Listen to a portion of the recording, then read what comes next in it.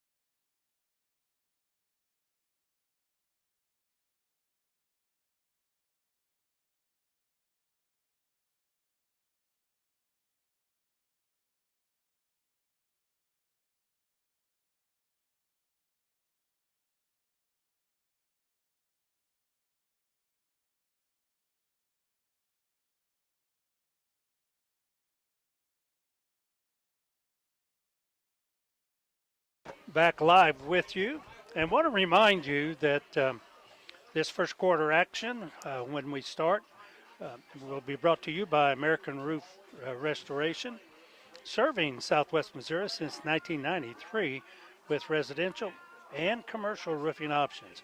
Give them a call, 417 678 4541. And that's American Roof and Restoration. They've been serving Southwest Missouri since 93, and that's with residential and commercial roofing options. 417 678 4541. So we are still about 17 or 18 minutes away from first kickoff here, and want to remind everyone that if you can't pick up uh, KWSM, why there's always other options. Yeah, you can watch at www.aurorawebtv.com. You can listen on your radio at KSWM AM 940 or streaming audio at www.radioswm button, and you'll find us. All right, thank you very much, Mr. Chad, as both teams back in the dressing rooms and getting some last-minute instructions from their coaches. And Coach Craig Weldy, we will have the privilege, we hope, to talk to him afterwards on this final night of the regular season. I want to remind you that next week we will be in Cassville playing the Cassville Wildcats, and that will be game number 10 on the year, and that is the first game of the district tournament. So the tournament is just right around the corner next week. Yeah, it's kind of confusing the way the districts lay out this now, Wayne. Mount Vernon's actually currently with 45.38 points, and then Monet's a close second at 44.07. But Cassville is third, 7-1 at 43.86. But Cassville had the head-to-head over Monet, so I've been told that Cassville, regardless of the results tonight, will jump to number 2. Aurora's locked in, 1-7 at 7 seed. So I even listened to Coach Weldy's interview on the way down, and he said, house money says it's unofficial, but pretty much official that the Hounds will be traveling down to Cassville next week. I don't see it changing. Yeah, and it's pretty well locked in, and we know that the Hound Dogs will be playing Seneca next week. No, Cassville. I'm sorry. I meant to say the Wolves Yes. will be playing Seneca next week. And I think Hollister will probably be traveling to Monette. Monette, yes. And Nevada will be traveling to Mount Vernon. Yes. Looks like, tentatively. Yes. Right now. Well, that's pretty much the way it probably will take shape. So the band from Reed Spring, they are on the east end of the field, ready to take the field here and bring us the national anthem here in just a few minutes. Yeah, So, it's senior night, I guess, tonight, so there's some extra festivities here before the game. So I think they just added some clocks. It still says 14 minutes. yeah, it is. It's senior night here tonight, and we've been watching also the clouds as they are starting to build just a bit, and it's been rainy and overcast down in this neck of the woods pretty much all day long. And we live in Hollister, Missouri, which is, it takes us about 20 minutes to get to the stadium here. And we have noticed the rain has just been really off and on most all day long. And down here, we are just a couple of miles from the Arkansas line. So as the band now comes out on the field and they're preparing for the national anthem. So we still have about almost 13 and a half minutes before the opening kickoff. And I want to remind you also once again that the score of any athletic event is generally forgotten over time, but the actions of players and impression. The next time you attend a high school game, think of how history will remember you. So, choose good sportsmanship and help rekindle the spirit of citizenship. Remember, The lessons you teach today will help develop better citizens in our community for tomorrow. This message was brought to you by Access Family Care. Access, what a great name. Well, Wayne, we got some Big 8 games tonight. Cassville travels to Lamar. That's on KQMO 97.7 FM. McDonald County travels to Seneca. Nevada is at Monette, and that's on 95.9 KKBL. Springfield Catholic at East Newton. Mount Vernon at Hollister. Rogersville at Marshfield. So there's still some standings in the overall conference. Can be some difference there. That Lamar Cassville game should be interesting tonight. Right, right. We'll be trying to get some updates and check in on that.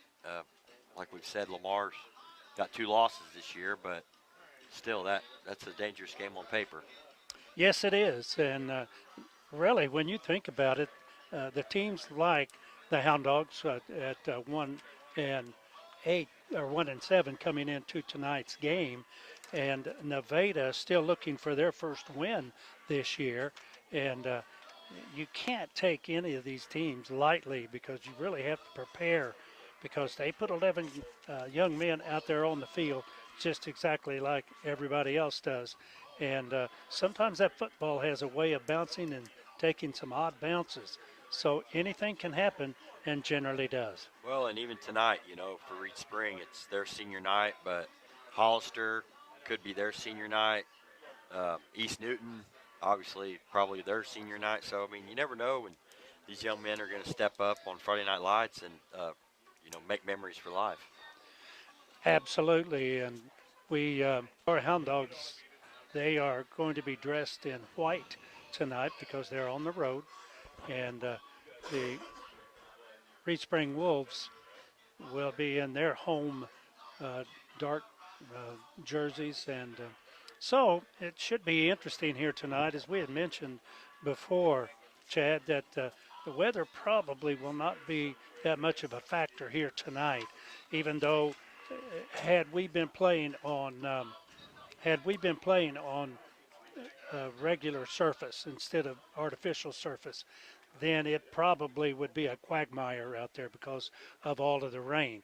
But we are playing on artificial surface, so that all the rain we've had will not be a factor here this evening. Wind, maybe, but it's blowing out of the south-southeast.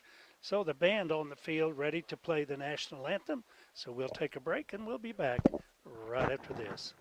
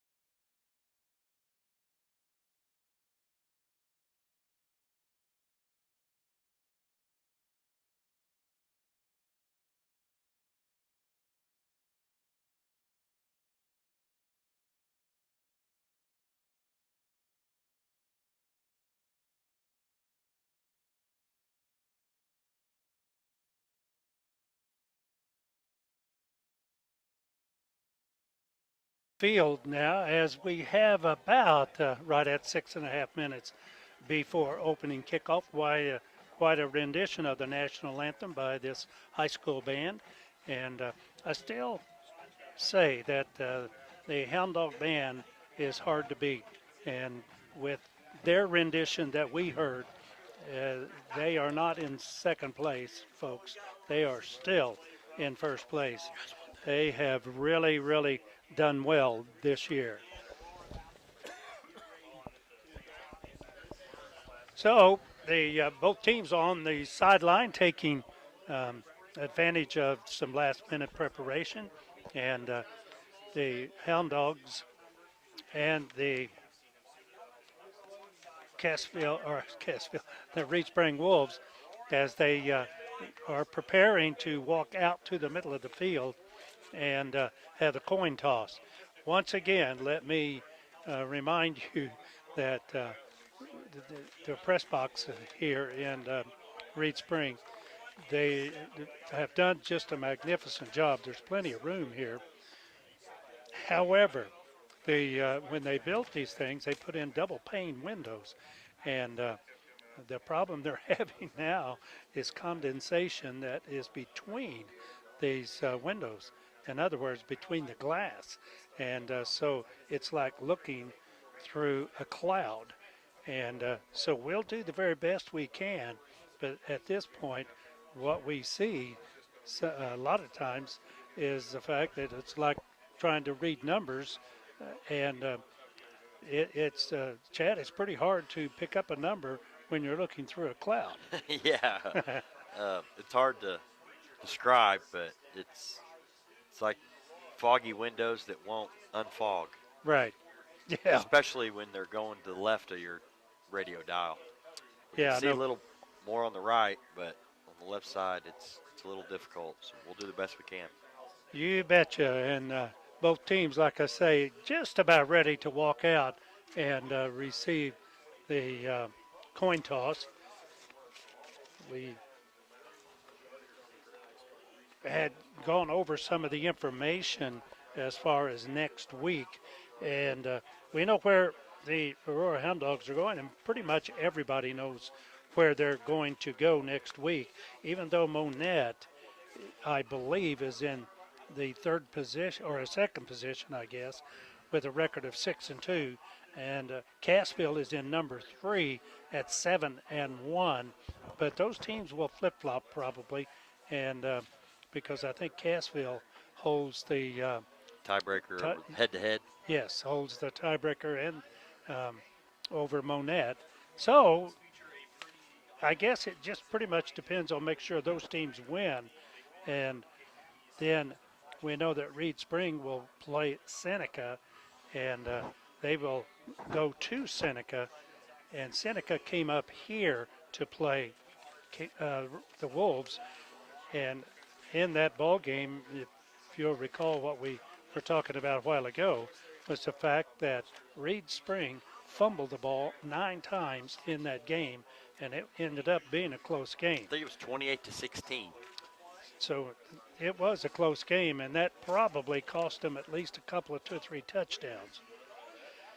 Here we go to the center of the field as both teams are walking out, and the coach is walking with them. And we see Coach Craig Weldy, and Last season it was a close contest. Reed Spring won 27-17, so it was close. That was at Aurora last year, obviously, but uh, it's good. this is the head coach at Reed Spring. Lance Gosh. Yeah, and I was going to say I wanted to make sure I pronounced his name right, Lance Gotch, because I thought that was the way he pronounced it. So I think we'll they we'll they make sure we'll check that. yeah, they are out on the field with their players. Both coaches are, and then they will hear the ground rules that pertain to both teams, and then the coaches will be headed back to the respective sidelines, and then the official will toss the coin to see who will receive to open this game and what goal that the other team will defend. So the wind right now looks like it's coming out of the south east, maybe a little, but we I just checked the temperature. It's a balmy 46. and the wind with a little bit of a wind chill will bring that thing down probably close to around 40 degrees here tonight. So we will see if that has an effect on the players as they get prepared to get this game underway. Officials still talking as the I want to congratulate the Royal Football Program again on the Hall of Fame last week in Springfield. But want to remind everyone, just because you weren't there, if you were a former player right. or coach, you also are entitled and were inducted. So Carrie Boer, the director up there at the Missouri Sports Hall of Fame, texted me and said any former high school football player or coach who couldn't attend but would like a plaque, please call Carrie Brewer at the Missouri Sports Hall of Fame at 417 241 1551. The plaques are $40. The plaque will have your name engraved as a member with Aurora as an inductee of the Missouri Sports Hall of Fame. There was a lot of confusion last week on Right. who got, but if you have a family member or friend, pass that information along, and we'll try to say that number again later in the broadcast. But just Did, wanted to make sure that people are aware that if did you, you spit shine yours? it's it hasn't found a home yet, but yeah, it's home and safe. You betcha. Aurora will receive as they send back, I believe, that is Brendan Hall in the middle. He is going to be flanked on either side. But Reed Spring has chosen to kick off. And so the kicker, if we can get a number here, and it's number 38, but he's not listed on the program. So don't know what to tell you. But he is back ready to do the kicking, ready for the official to blow the whistle.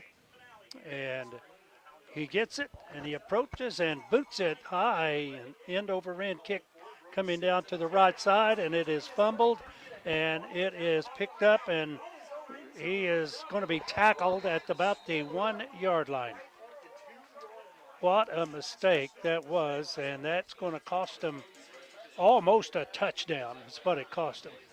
Off, and here we are starting in a hole from about the 1.5, Yeah, maybe 2 yard line to be kind, Wayne. yeah, I think so. I think they're going to spot it on about the 2. So here we go as the Hound Dogs will line it up. Jay Lee's running the offense this week. Here's a handoff straight up to no. Jay Lee keeps it, gets out across the 5 to about the 8 yard line.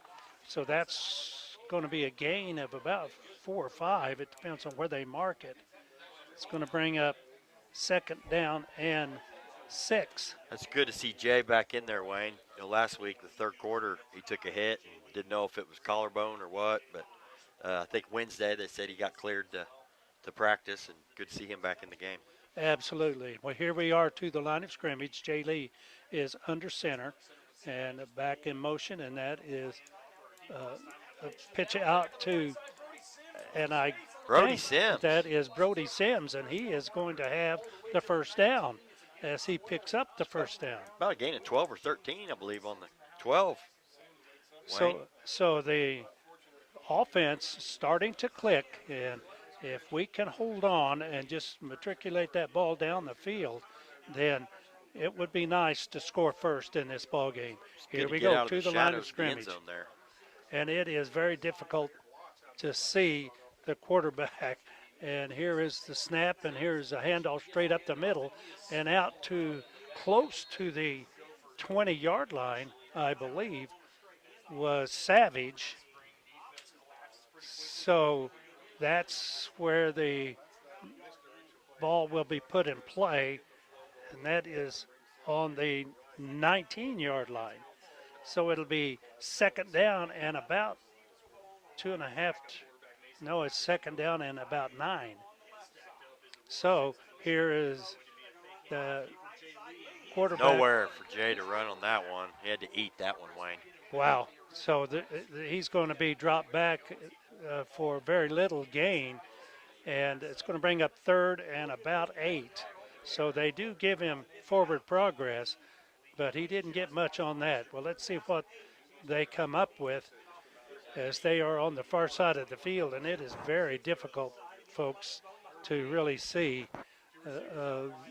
who has the ball. Here's Jay Lee back. He's going to throw, and he has a man open out in the flat, and it Brody is Sims incomplete as Brody Sims, as he caught it, took a pretty good wallop.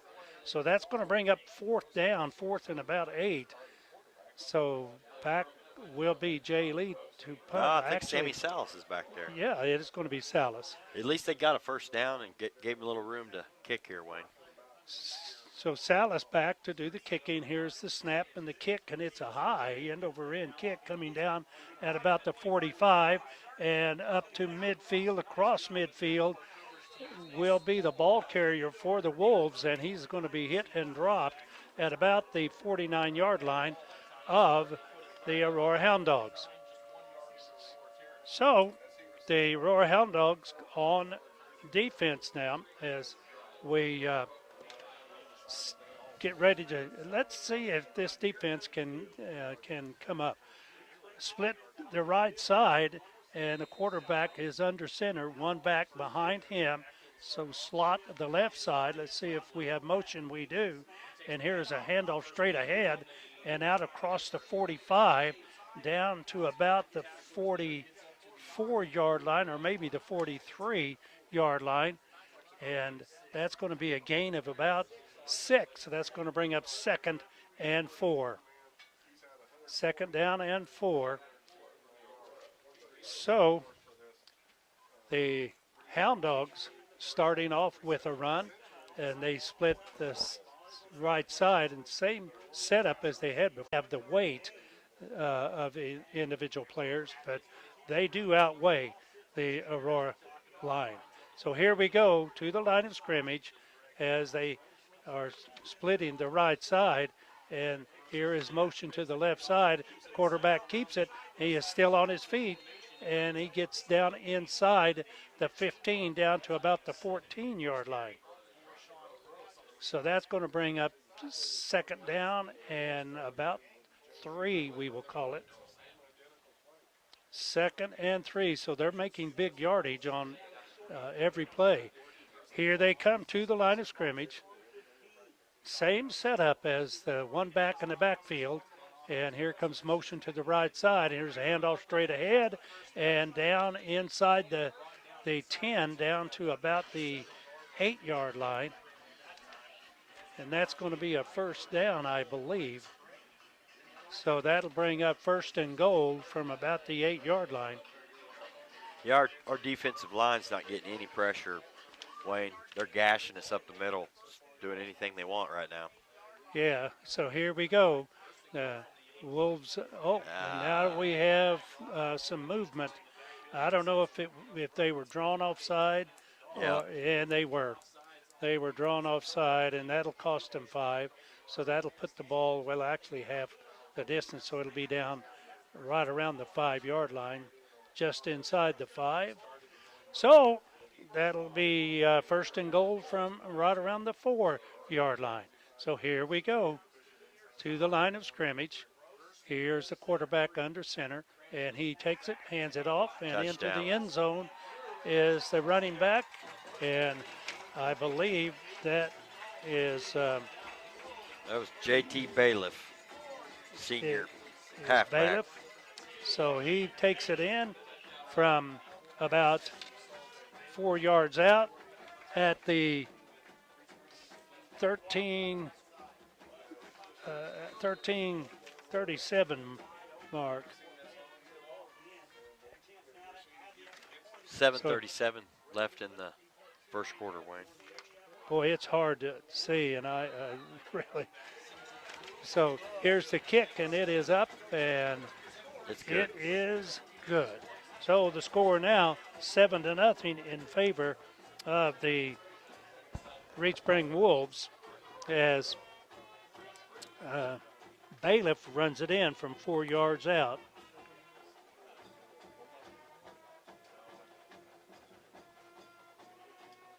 So Bailiff gets the nod, and the kick was good. So our score now is 7-0. Well, let's see if we can answer that. So as the Reed Spring Wolves will kick it off here in the first quarter. 7:37 on the clock. Now I can see it. We can open the window just barely. Can see around some of those clouds. So that's number 38 that's going to be kicking, I believe. And we don't have a number 38, so I'm not sure who that is. But at any rate, here's the kick, and it is going to come down at about the 6-yard line. And I can't see the number of the Brody. So Brody Sims brings it out across the 20, to across the 25 now to about the 26-yard line. So that's where the Aurora Hound Dogs more breathing room as the Hound Dogs will line it up. Here they come to the line of scrimmage. Boy, it is really hard to see, folks, and we apologize. Here is motion, and Jay Lee back and throws it, and it is almost. It was tipped. Yeah, it was tipped at the line of scrimmage. I was going to say it was almost knocked down, but it was tipped at the line of scrimmage, so the pass falls incomplete. So that'll bring up second down, 2nd and 10. The ball is on the 26-yard line. So the Hound Dogs really have their work cut out for them. So let's see what they tried to do. Split the left side, and that's Brendan Hall as he is out on the left side. Here is motion, and now it is pitched back to Rollman, and Rollman is going to be out across the 30 out to about the 34-yard line. So he's going to pick up about 8 yards on the play. So it'll bring up 3rd and 2. Boy, they needed that. Let's see if the line can get some push here and move the chains for the Dogs and keep the ball. Well, we see one of the linebackers coming in to help Reed Spring. And here is motion by. That should be offside. And it's going to be offsides. And down. Good job by Jay Lee there with that hard count. That's senior leadership right there. We will take that first down, Wayne. Yes, when the 40-yard line sees that it is a 4-3 defense by the Wolves. So they have 4 down linemen. Here's the snap. Here's the fake, and they pitch it back out to the right side. And Brody Sims got some. To the 40, inside the 40, down to about the 37-yard line or 38-yard line. Well, let's see where they spot it as they're bringing it back. And they're going to spot it right on the 22-yard gain. Yes, right on the 38-yard line of the Reed Spring Wolves. So a good move. Good drive here. Just what the Hounds needed. Let's see if they can keep it going, Wayne. They might air it out here. Here we go to the left side. Split the right side. In motion, here's Rollman as he gets the ball, and he is going to be hit and tackled, and he's going to maybe get back to the line of scrimmage. And he was gang tackled. He had a couple of red shirts that was standing there waiting on him. So it's going to bring up 2nd, and we'll still call it about 10. 2nd and about 9.5, really, but it's pretty close to 10 yards. They might run the option here on that far hash. Got a lot of room over there on that right side, Wayne. Under 6.5 minutes remaining in the first period. Here is motion by Rollman, and here's Jay Lee, and he is going to be hit and dropped for a loss back at the 41-yard line. So that's going to bring up 3rd and about 13, it looks like. 3rd and about 13, so a big down. Are they in 4-down territory? We don't need it all right here. Exactly. Get 5 or 6 or 7, make it manageable, and I think we, at this point in the season, what do you got to lose? Don't have to get it all here. So Jordan will bring the play in, and he splits to the right side, and looks like Pedersen will split the left side. Two backs in it down there. Salas will do the punting, and there it is, and it's a high end over end kick, and it's going to hit at Good about the bounce. 10 down to about the 5-yard line, and that's where the Reed Spring Wolves will put it in play. Good kick by Salas there. So very good kick as they buries them deep, and the ball, let's see if it's going to be placed right on the 5-yard line. I think it's probably just, yes it is. It's just shy of the 5-yard line on the right side of the 5-yard line. So here we go to the line of scrimmage come the Wolves, and they will split the right side, split the left side, and motion is by one back, and here is a handoff straight ahead, and the ball carrier is going to get out to about the 12-yard line, and Aurora, they say, picked up the fumble. So Aurora with the What fumble. a break. And wow, that is a wonderful break. The ball is on the 12-yard line. So we have just but 12 yards to go. So let's see if we can take advantage of this fumble. 4 minutes and 54 seconds left in this first quarter. Split the left side, and that is Wittenborn. And slot on the right side. Here is the snap. Keeper. And a keeper down inside the 10, forward. Down to about the 7-yard line. That's going to be a gain of close to 5, right at 5 yards. And that's going to bring up second. Now, they can get a first down as if they can get down to about the 2-yard line.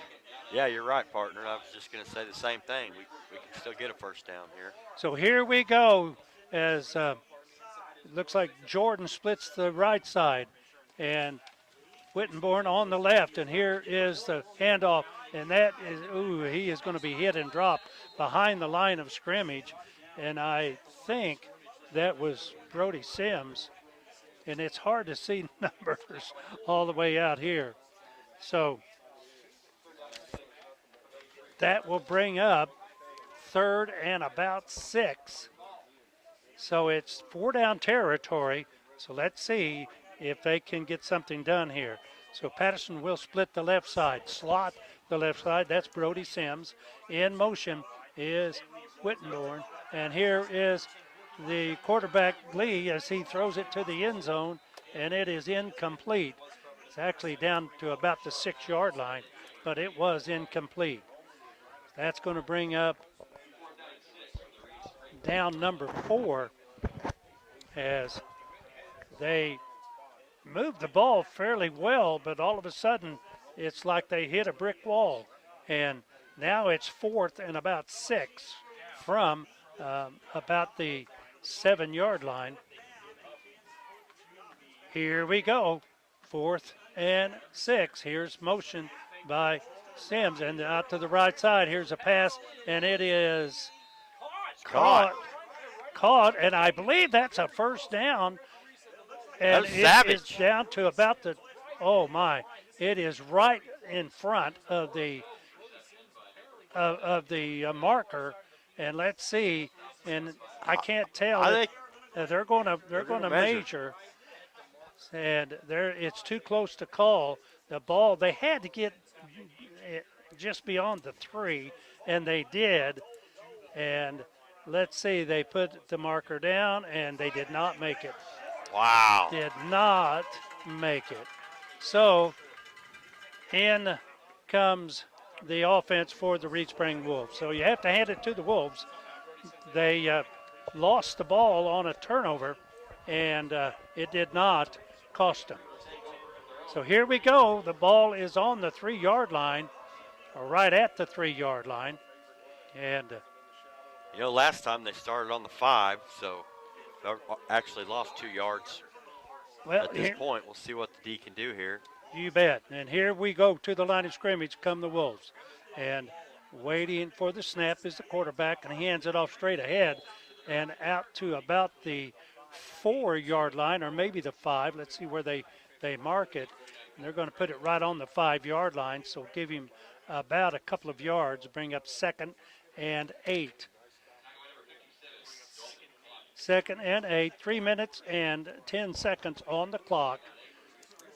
The Wolves lead this ball game by a score of 7-0. Here they go to the line of scrimmage, waiting for the snap. Here is the snap and the handoff.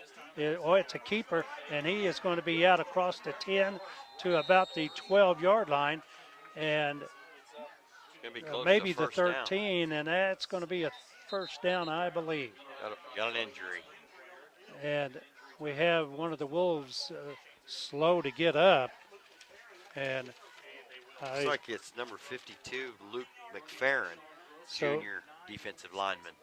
So McFerrin, He's on his back.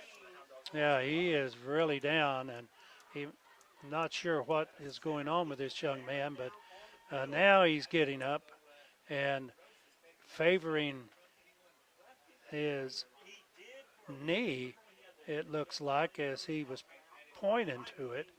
And now he is coming off the field, and it's his right leg, and not sure exactly if it is the knee, but he was pointing in that direction. And maybe he was telling the coach that he was all right, but he is limping as he comes off. Not sure that he will be back, but we'll keep an eye on him. Here we go to the line of scrimmage. 1st and 10. Ball on the 14-yard line. Under center, the quarterback, and he hands it off. Nobody. Yeah. Not much running room. He'll get maybe a yard on the play, and that's about it. Bring up 2nd, and we'll call it 9. Noah Lamb was in there with that hit. Good job by the defensive interior there to keep the Wolves at bay, and brings up 2nd and long for the Wolves. 2nd down and 9 from the 15-yard line. So the defense for the Hound Dogs digging in. Let's see if they can stop him. Here's motion and a handoff straight ahead. He breaks the tackle, and he may be gone across midfield, and he is going to be gone all the way. That's an 85 or an 85-yard, I believe. 86-yard run by so Cramblett. Oh my goodness! So an 86-yard run by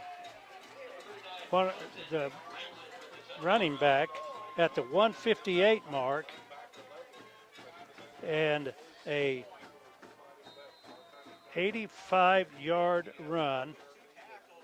Wow. And now the kick, as they prepare for the kick and waiting for the snap, is the holder, and that is Chavez. Here's the snap. The kick is up, and it is no good. So it is now 13-0 in favor of Reed Spring. You know, just like last week, Wayne, Marshfield got us with a bunch of big plays, 60-yarder, 70-yarder, 80-yarder. Once again, the young D gets slapped in the mouth there. Now, did you catch a number? Because I was right in the middle of the big cloud, and I did Number not 39, Cramblett. So that would be Cramblett. So, wow, what a run.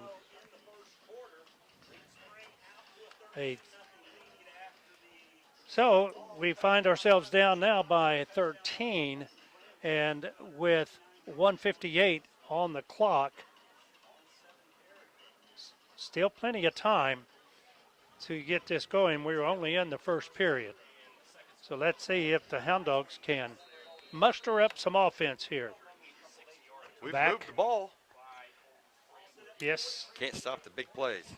That's the thing. There's the boot, and it's a high end-over-end kick coming down to about the 10. It was bobbled, and now he picks it up and crosses the 15 to the 20 to about the 21-yard line. Wow. So that's where the Hound Dogs will put it in play, down to about the 21-yard line. I And I went to look for some scores. We'll try to get some more feedback on this, but there's only one score posted. Pierce City 13, Pleasant Hope 0, and then it says forfeit oh my. next to it. So I've never heard that. Here is Jay Lee cross the 20 out to about the 24-yard line. It's going to bring up second and about 5 on the play. Second and about 5 as Jay Lee kept it off of left tackle and picks up 5. So, wondering about that forfeit. I'm not sure what all that means. Yeah. Here is Brody Sims in motion and the handoff straight ahead. And now a flag See a comes late in. flag in there. It's an awfully late flag as it comes in. And that may be against Aurora. And let's see what they are going to say. And it may be a face mask, and it's going to be against the Wolves. So a face mask, and that'll cost them a first down, but that'll also cost them about 15 yards. That's the first one called against Reed Spring tonight. So that ball out to about the 32-yard line now. So here we go to the line of scrimmage. Here is motion, and Rollman just set up in the backfield now. Is look like motion. Here is the snap, and here is Jay Lee as he turns the corner. He crosses the 40 to about the 43 or 4-yard line, and he's going to pick up close to a first down. And I believe he has it. And let's see if they're going to give him that mark. And yes, they're going to say yes, it's a first down. So Jay Lee keeps the ball and picks up the yardage needed for the first down. And we have about 40 seconds on the clock, so this may very well be the last play of the quarter. Here is Sims in motion. He gets the pitch, tries to turn the corner, and he is going to be walloped back behind the line of scrimmage. Now he pushes forward and does pick up a yard maybe on the play. Way to get something out of nothing there by Brody. My goodness, he was hit about 3 or 4 yards behind the line of scrimmage, and I believe you're right. I think that will be the last play. So we are down to about 10 seconds on the clock, and they're just going to let it run out. So we have the first quarter in the books, and the Reed Spring Wolves lead it by a score of 13-0. First, go ahead. This first quarter is brought to you by American Roof Restoration, serving Southwest Missouri since 1993 with residential and commercial roofing options. Call 417-678-4541. That is the first quarter, as we want to thank the American Roof and Restoration as they have brought you the first period here in Reed Spring. Well, this is one of my old classmates and hound dogs just got me this. Pleasant Hope was forced to forfeit due to low number of available players. Wow, that I've never heard of. Thank you, Mr. Sparks, for that information. They had to forfeit because of not enough players. You never want to win like this, Matt Street, Pierce City Athletic Director, said. I spoke with their athletic director on Monday, and they told they only had 12 healthy players. We wish them well and hope they get healthy for districts. Wow. No kidding. That is unbelievable. And we thought we had it rough. Here is quarterback handing it off straight ahead. Going to pick up maybe a yard. It's going to bring up 3rd and long.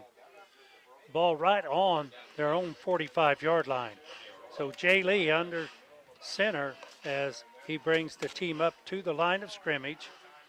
Split the left side, and that is, I believe that is Whittenborn. It is, and here's Jay Lee. He's going to have a long pass downfield, and was it caught? But it was out of bounds.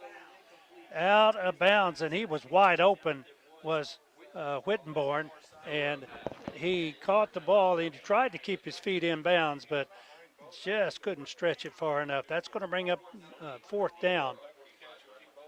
So the Reed Spring Wolves had at least 3 possessions in that first quarter, and they scored on 2 of them. And here is the snap. The ball is back, and it's a kick, and it's a line drive kick going down about the 25. It's going to roll dead at about the 20. So that's where the Reed Spring Wolves will put it in play. And I don't know if you can hear the siren, but it's telling everybody that Reed Spring has the ball. It's a little different. Yes, it is.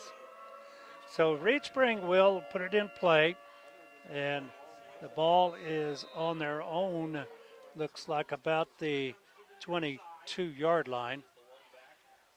So first and 10 from their 22, and now they have but one back in the backfield, and they do slot the left side and the right side. So let's see, we have motion from the left side. Here's a handoff straight ahead and out to about the 25-yard line.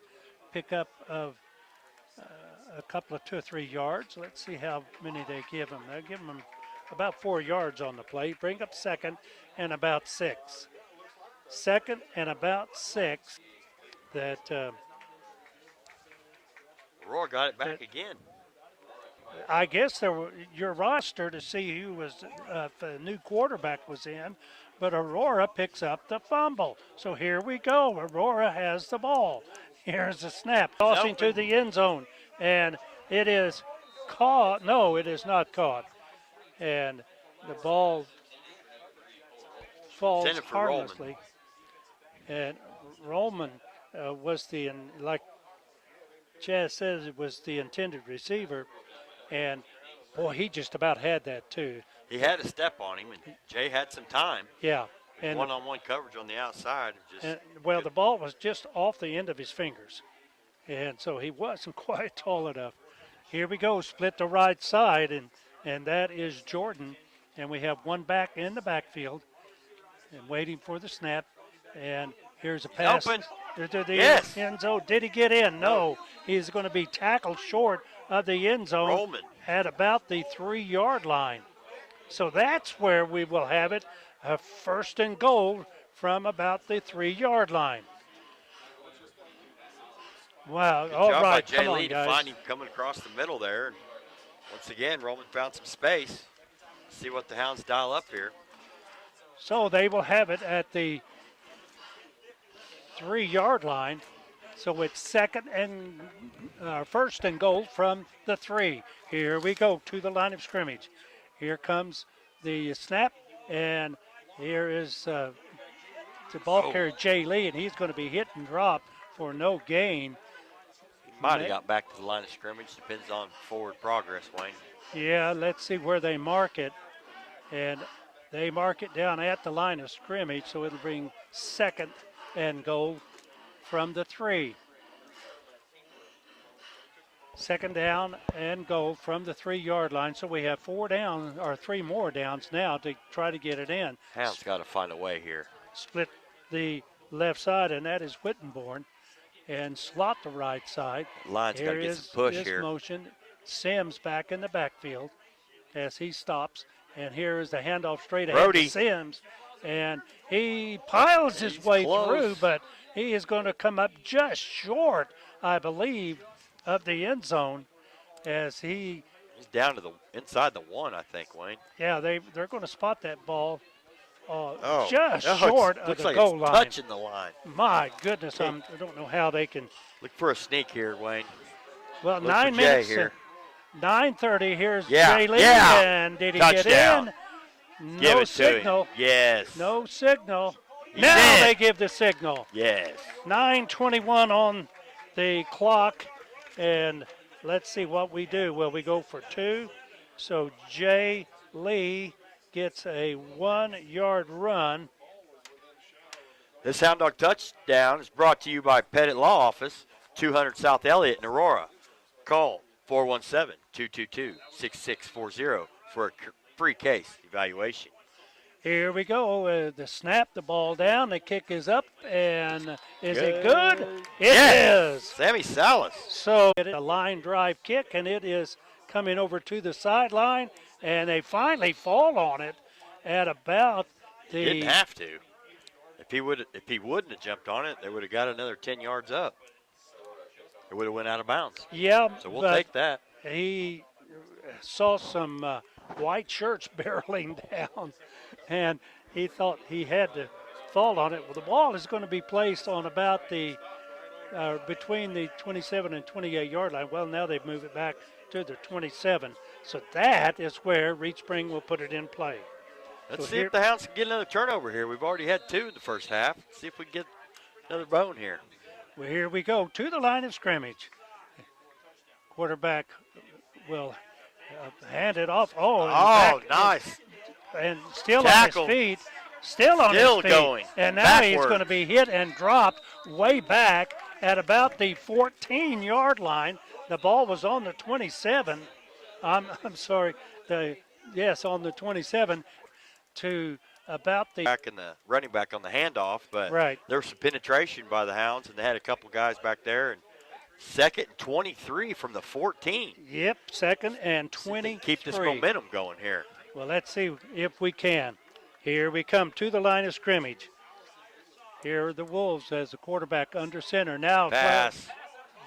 and Hold on to him. Good job. I thought there was a flag on the play, but it was not. It was a balloon that somebody had let loose.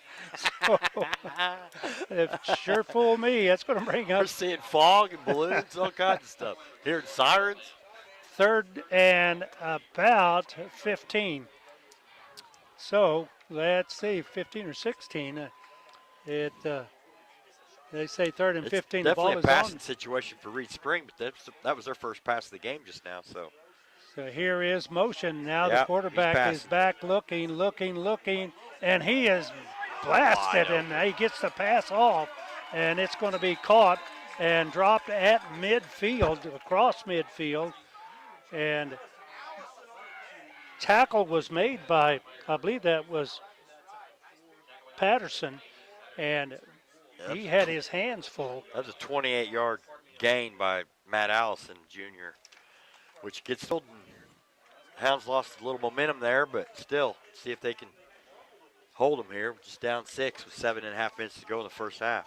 But here we go, handoff straight ahead and across the 45 down to about the 41. Going to pick up close to 9 yards on the play. We'll call it a long 8, a short 9. So it's right on the 41-yard line. 2nd and we'll call it 2. Here we come to the line of scrimmage. The Wolves just controlling the line of scrimmage. At this point, here's a pass. Wide open receiver Touchdown. makes the catch, and into the end zone he goes. So that is a 41-yard pass play. And, oh, that's going to hurt. Well, I mean, we had two guys back there, Rollman and Patterson, both sophomores. Just got burned on the play. And once again, Hounds, looks like Reed Spring may go for 2 here, try to go up 21-17. Yeah, probably so, and I have an idea that they probably will go for 2. And so a 41-yard pass. And so the receiver was behind, and I mean, Number he 8, was, Chavez. so they're going to go for 2. Here is the snap, and here's a pitch to the receiver, or the swing man, I should say, and he makes it into the end zone, and that is a 2-point conversion, and I believe that was Looked like, Hampshire. is that who it was? Yeah, number 1. And so that runs the score now to 21-7. But the Aurora Hound Dogs will get the ball back, and let's see if we can at least get some momentum back. And that's all it takes. If we can just get some momentum going and get the offensive line can contain that big defensive line, and boy, they are big. So let's see, lining it up for the Wolves to kick it off, and I believe that is Chavez. So here is the approach and the boot, and oh, what a line drive that is. And that goes out of the end zone as he kicked it all the way out of the end zone. So that will bring on the offense for the Aurora Hound Dogs. They are down by a score of 21-7 with 6 minutes and 54 seconds on the clock. I got some quick scores here, Wayne. Mount Vernon 14, Hollister 7 in the second quarter. Wow. Marshfield 21, Rogersville 0 in the second quarter. Seneca's leading McDonald County 20-0 in the second quarter. The Monettes beat Nevada 21-0 in the second quarter. Here is the quarterback back, and he throws it over the head of the intended receiver, and that was Jordan. And he had some space, but Jay just let it sail a little too high, didn't he? Yeah, he had some space, and the ball was overthrown at about the 25 or 6 yard line, so he had some room to maneuver. That'll bring up 2nd and 10. Remember last weekend, Wayne, we had 2 or 3 misdirection reverse gadget plays. We haven't tried any of that yet. Kind of keep an eye out for some of that. You bet. Split to the right side, and that is Jordan. Here is motion, and that is Sims. Here is the pass out to Sims, and he makes the catch, crosses the 25 out to about the 26 yard line. So that will give him about 6 yards on the game. Bring up 3rd and 4. Well, let's see where they mark it. Houston has a 1-0 lead over Washington Nationals in the middle of the second inning, Wayne. Early World Series score. Now, is that 2 games to none for Washington? Yes, it is. I know you've lost some of your watching there. Yeah, that's okay, though. Here's a handoff straight ahead, and I think that's Savage for probably no gain. Yeah, no gain at all on the play. It's going to bring up 4th. And, they're going to give him maybe a yard on the play. So Chavez, one of the guys in there on the tackle. And so that's going to bring up 4th down, and in comes Salas to do the punting. Well, let's see one of those line drive punts away from the receiver. He's only standing on his own 45 yard line. Here's the snap and the kick, and it's a high, short kick coming down at about the 45. It's going to bounce across midfield down to about the 41 yard line, and that's where the Reed Spring Wolves will put it in play. So with 5:24 on the clock, how about a turnover? We haven't had a turnover by the pass this game. We've had 2 fumbles that the Aurora has come up with. Pick 6 wouldn't be bad here. Pick 6 would be great. Here is a handoff straight. Oh, a pitch out, and he's got some space. He has got a lot of space, and he is going to be finally run out of bounds at about the 23 yard line, and that's a huge gain of 10, 20, almost 27 yards, isn't it? Yeah, coming into the game, we were looking at Reed Springs' offense, and they had just under 300 yards passing and over 2,000 yards rushing coming into the game, Wayne. So obviously they ground and pound you. Oh yeah. Well, 2 receivers, one right, one left. Here is the handoff straight ahead, and did he fumble it? The ball was no, I guess he didn't. Or if he did, they got it back. Jackson Klein, the freshman, was in there though for a hit. About no gain on the play, Wayne. So it's going to bring up 2nd. Maybe a couple, huh? Yeah, about 2nd and about, we'll call it 3. About 7. To the line of scrimmage. Here they come. Ball on the 20-yard line. Here is quarterback as he hands it straight ahead and pounding his way down to about the 21-yard line. Gain of about 5. That's going to bring up third and about 4. So, quarterback, This is a big down here for the defense. and Third and 3. that is Sean Cross. That D-line's got to get some penetration here. So here we go, Cross under center, waiting for the snap, and Movement. that movement, but now he resets the motion man, and a handoff straight ahead, and he is going to probably get the first down. It's close. The ball is, they spot. say first down. The ball is going to be on about the 12-yard line. You know, Hound's got to find a way to stop him here. Reed Spring gets the ball coming out of the second half. Can't go down 3 scores here before half. Got to find a way to get that ball back.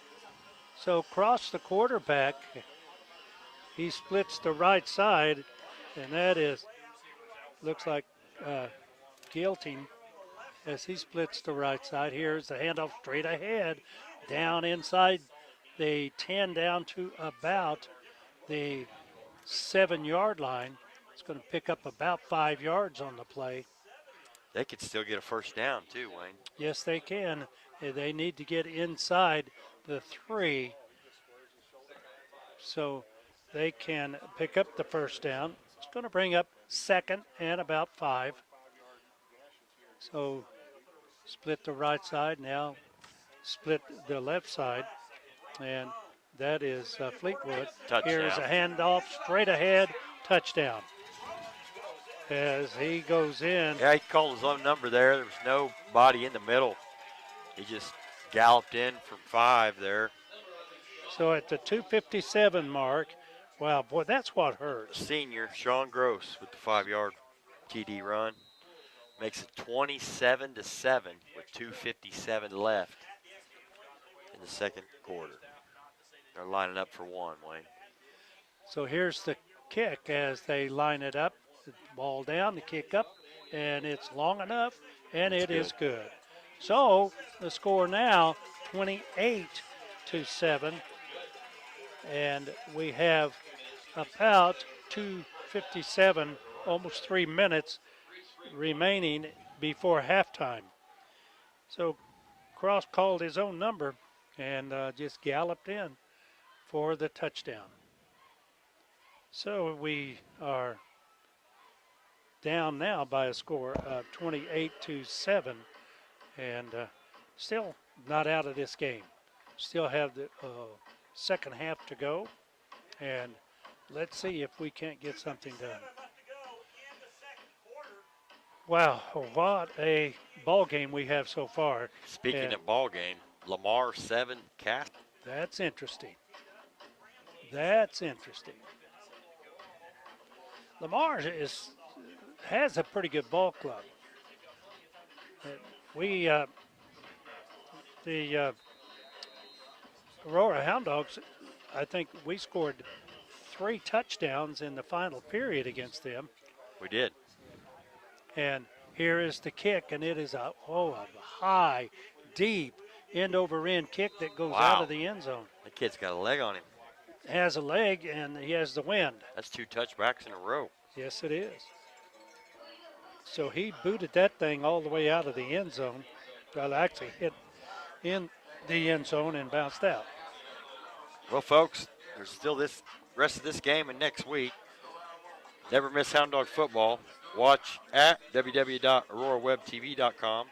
Listen on your radio at KSWM AM 940. And streaming audio at www.radiotalon.com. Click on streaming button and scroll down to the KSWM radio button. Here is Jay Lee under center, and he keeps it, I believe, or maybe that's Savage. That straight ahead. Faked it, Savage. I thought he did too, but Jay kept it for minimal gain. So he gets about 3 on the play, bring up second and about 7. So to the line of scrimmage. Here we go. And we have receivers out left and right. Waiting for the snap is Jay Lee. Now he throws it out and it's caught. Yep. And the ball is incomplete. He had it, but he tried to turn and run at the same time. And the Yeah, ball Patterson took his eyes off of it for just that split second. Makes it 3rd and 7 from the 24. and the ball came flying out. Still So 2:24 left. 3rd and 7. Both teams have 3 timeouts left. So the Aurora Hound Dogs to the line of scrimmage. 3rd down and 7. Here we go. Jay Lee under center. And here is motion by. Got some time. And here is Setting up the that screen. Savage who gets the screen, and he is going to be knocked out of bounds short Dang, of the first down. He may stay down. And Ooh, he good. bounces up. Boy, I thought he got hit in the head. he bounced up. The ball is on about the 36-yard line, so it's going to bring up 4th down. Here comes Mr. Salas again. He's getting some action tonight. Well, I said that it's on the 30 or the 24-yard line, so it's going to be very little gain on the play. Here's the snap and the kick, and it's a short kick again, and it bounces at the 45, and it's going to be blown dead at about the 47-yard line of Aurora. So a short kick, and there is the horn denoting Aurora football. I want to invite everybody to tune in tomorrow morning, Absolutely. 8 o'clock. 8 to 9 a.m. is tomorrow morning for the Saturday morning shoot-around with me, Outlaw Jr. on AM 940, KSWM. So here comes Cross, the quarterback, as he brings his team to the line of scrimmage. Now the official holds up play. And what do we have? Might be equipment. Maybe. And He was talking to one of the linemen. Maybe there was some chit-chat going on. So here it's Cross, the quarterback, as he waits for the snap. He gets it, looks, and there's a man wide open out in the flat, and he is going to be hit. Oh, Jay Lee. And Jay Lee, Coming over you're the right. top there, flying in there. And he's going to gain about 5 yards on the play. Bring up 2nd and They're in hurry-up mode. yeah, They wanna score 1:45 again. on the clock. They would love to score again. Here is the ball over the middle, and it is, oh, what a hit. Incomplete. And what a hit by the defense. And that may have been Jay Lee again. Whitmore and Jay Lee with the sandwich hit there. Boy. 3rd and 6. And Now this is pivotal here because the Hounds can get the ball back here. If we stop them, we have all 3 timeouts, Wayne. so the with that incomplete pass to stop clocks, 3rd and 6. Ball on the 48-yard line. Here's a handoff, and turning the corner is the ball carrier, and he's going to be awfully close. I think they're believe. going to give him forward progress. Yeah, he's going to have the first down. I'm wondering Yeah. if they don't call timeout here with that. Now they're getting ready to call the play. They already know what they want to do. So they get the first down, Waiting on the chain gang. and the clock stops while they're doing that, 1 minute and 30 seconds. And the ball on about the between the 48 and 47-yard line is enough for the first down.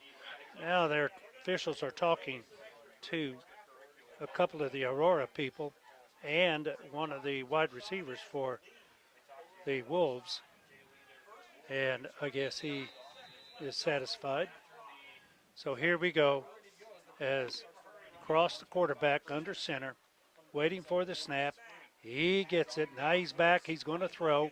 Under pressure. Now he's going to run. And he is going to get the first down. Still on his feet at the 25 to 20. Is going to be hit and run out of bounds at about the 15 or inside the 15. So that's where they will put it in play. They're going to say he stepped out of bounds at about the 16-yard line. So that's 1st and 10 from the 16-yard line. 1:10 left on the clock. So here we go to the line of scrimmage.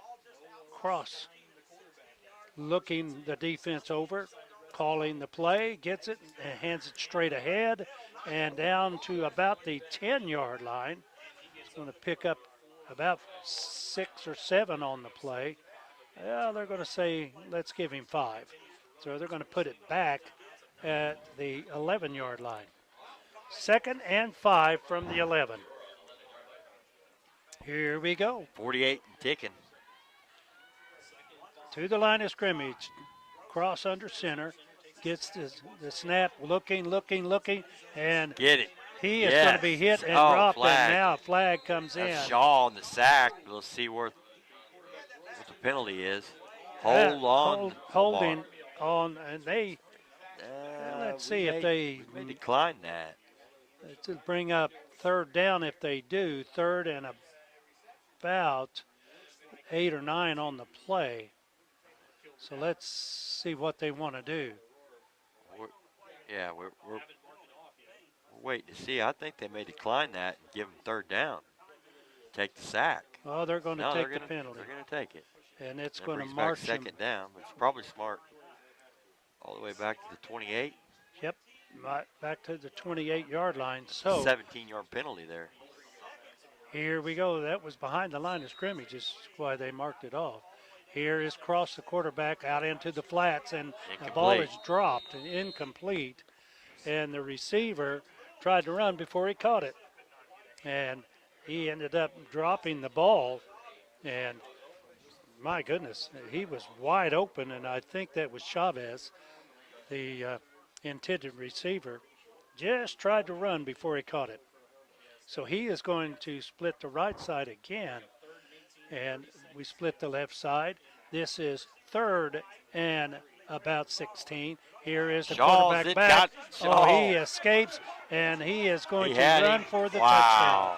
Unbelievable. They had him back at the line of, well inside the line of scrimmage, and he gets loose and carries it in at the pursuit there. 22.6 second mark, and he takes it in from about 27 yards.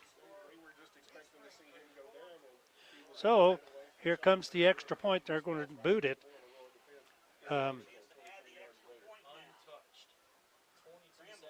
let's see, here's the snap. The kick is up, and it is good. That guy has a foot, don't he? He does, and that is going to make it 35 to 7. Might have went out of the stadium. 35 to 7. The score here at Reed Spring, as Reed Spring has had him on about a 27-yard run. That's where the snap came from.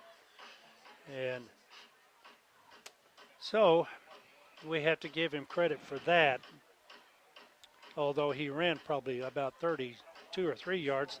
They had him it could have been behind 7 to 10 yard loss. Yeah. Instead, he had some space and went untouched. We just got to find a way to get into halftime here and regroup. So we'll kick it off, and there's 5 receivers up front for the Aurora Hound Dogs. He's got 2 touchbacks in a row. I'd be surprised if he don't try to hit the goalpost with this one. Yeah, he may try to get a 3-point conversion on. Here's the kick, and it's a high, short kick coming down at about the 4-yard line, picked up by Roman, and he gets around the corner. Late hit. It looks like his foot. And he was already out of bounds when the defender made contact with him. And he's limping a little bit, didn't he, there? Yeah, he is. Roman is limping somewhat. He slammed the football down when he got up, and I think he felt that as he... I'd be surprised if we don't just take a knee and get to the locker room, Wayne.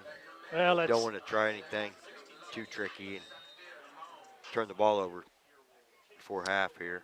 16.4 seconds left on the clock, and I think that may be what we're going to do here.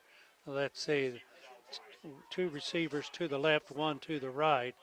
And here is ball in Still. motion. Oh. And back, it's the quarterback back, and it passes. And Wow, he's oh, completed. it is caught over the Timeout. 50-yard line, Brody Sims. and Look, what do I know? 6.9 seconds, and ball is on the 49-yard line of the Reed Spring Wolves, and the ball came at about, that pass came at about the 20-yard line or so. Yeah, he got ran out of bounds. I think the 22 or 23. Yes. Unofficially 27 yards on the reception by Brody. Once again, you got 6.9 seconds. You can still do a quick hit, call another timeout, and throw one up. Well, let's see. And once, like we've said, the half cannot end on a defensive penalty. So after seeing that last play, I'd be shocked if he didn't go for a home run here. Yeah, so would I, and Or see maybe if a hook and ladder or they, right. some kind of gadget See play. if they can't get this ball down the field. I have an idea, though, that Reed Spring is going to probably bring in their prevent defense. That was just our biggest play of the game, yard-wise, 27. So here they go to the line of scrimmage. Here is Jaylee under center. 4 down linemen, and all 4 and now 5 are rushing, and he is going to throw downfield. And was it Caught. caught? Timeout. It was Timeout. caught. And timeout with 0.4 of a second. And that was about 10, 20. That was about right at 30 yards. It was almost like a timing play. He just chucked it and let Cole run under it. All of a sudden, we're down here at the 15-yard line. And, well, let's see. We're down to about the 16-yard line. And so they have time. There's 0.4 of a second. So the time to run one play. And so timeout on the field as the Aurora Hello, where they have completed long passes. About 55 yards in 2 plays. All of a sudden, we're in the red zone with one more snap, Wayne. Well, let's see. Can we do it? Boy, would Punch it this in. be big if they could take this thing in. So here we go. Both teams back out on the field as now we see the receiver to the left, and I believe that is Sims. Here Reverse, double, yeah, that's penalty. the Aurora Hound Dogs 5 yards. We had too many men in motion. So Looked like it was going to be a double reverse pass. let's see what we have here. They marked the ball down at the 15. I don't understand what the whistle was. I don't either, and well, there's no Could have penalty. snap it from the same place? Yeah, there's no penalty, and I'm not sure why they stopped the make play. sense. And here is There's the Rollman same play. on the double reverse. And oh boy, it's going to be dropped at about the 30-yard line, and that is Patterson. So that's going to do it here at the half, and the score 35-7 in favor of the Reed Spring Wolves. So let's take a break, and we'll be back for some second half talk right after this.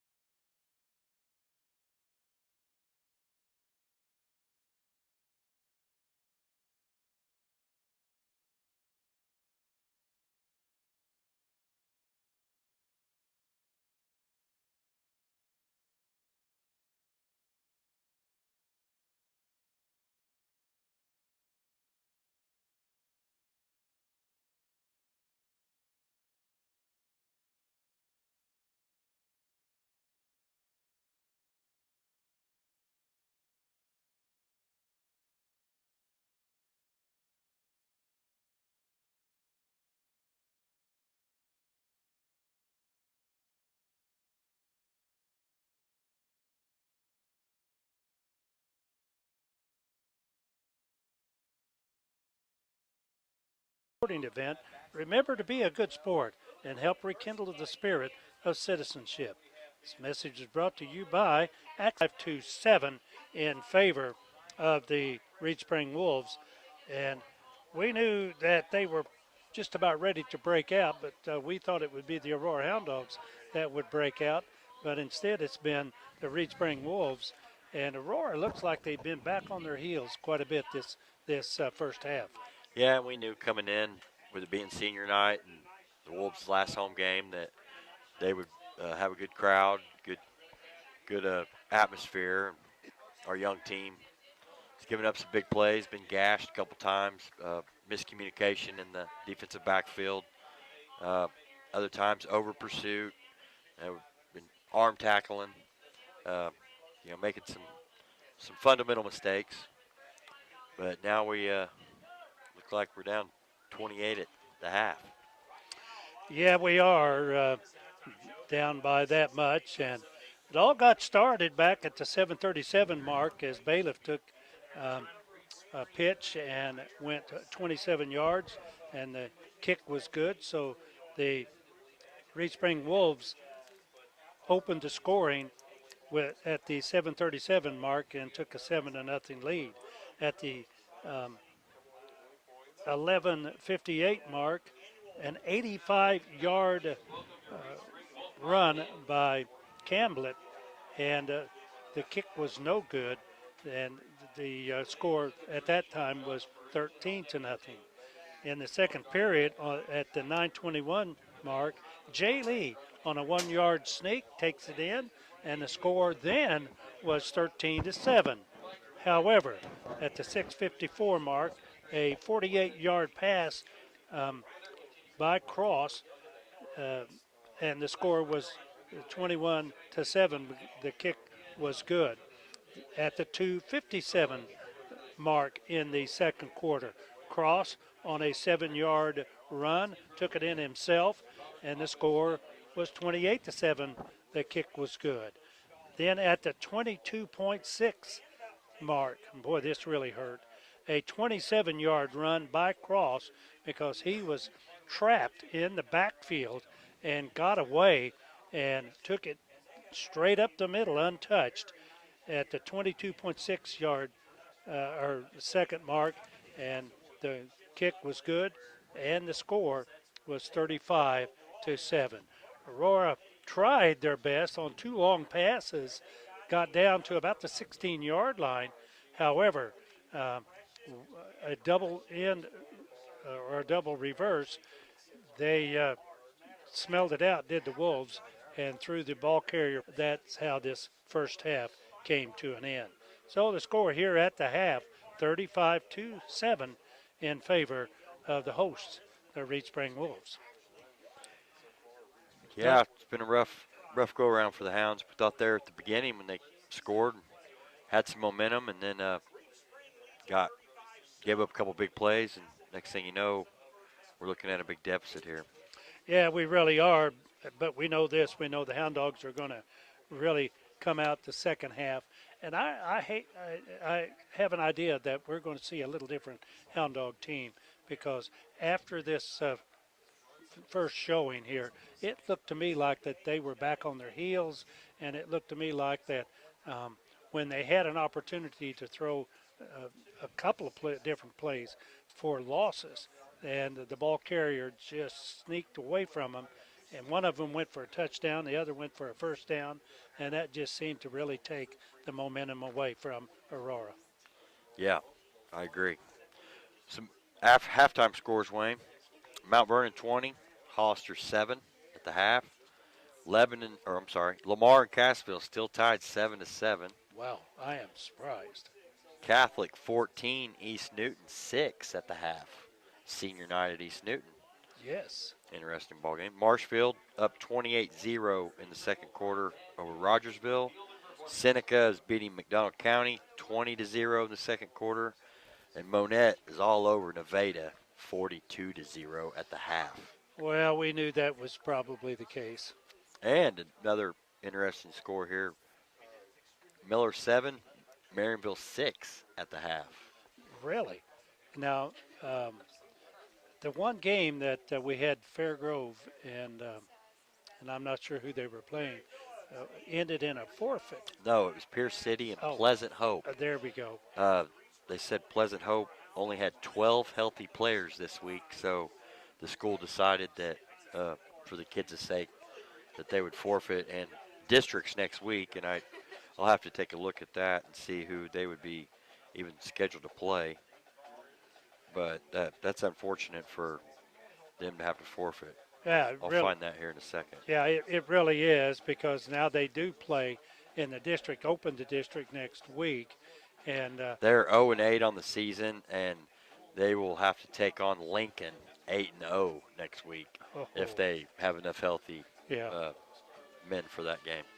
Well, we see the band on the field, the Reed Spring Band, and some of them are dressed in costume. They look like maybe some of the cheerleaders, but we see that the xylophones, I guess that's what they call those things, have a lot of skeleton heads out in front.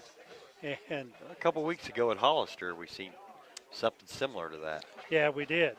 And so the band is out entertaining the crowd here tonight.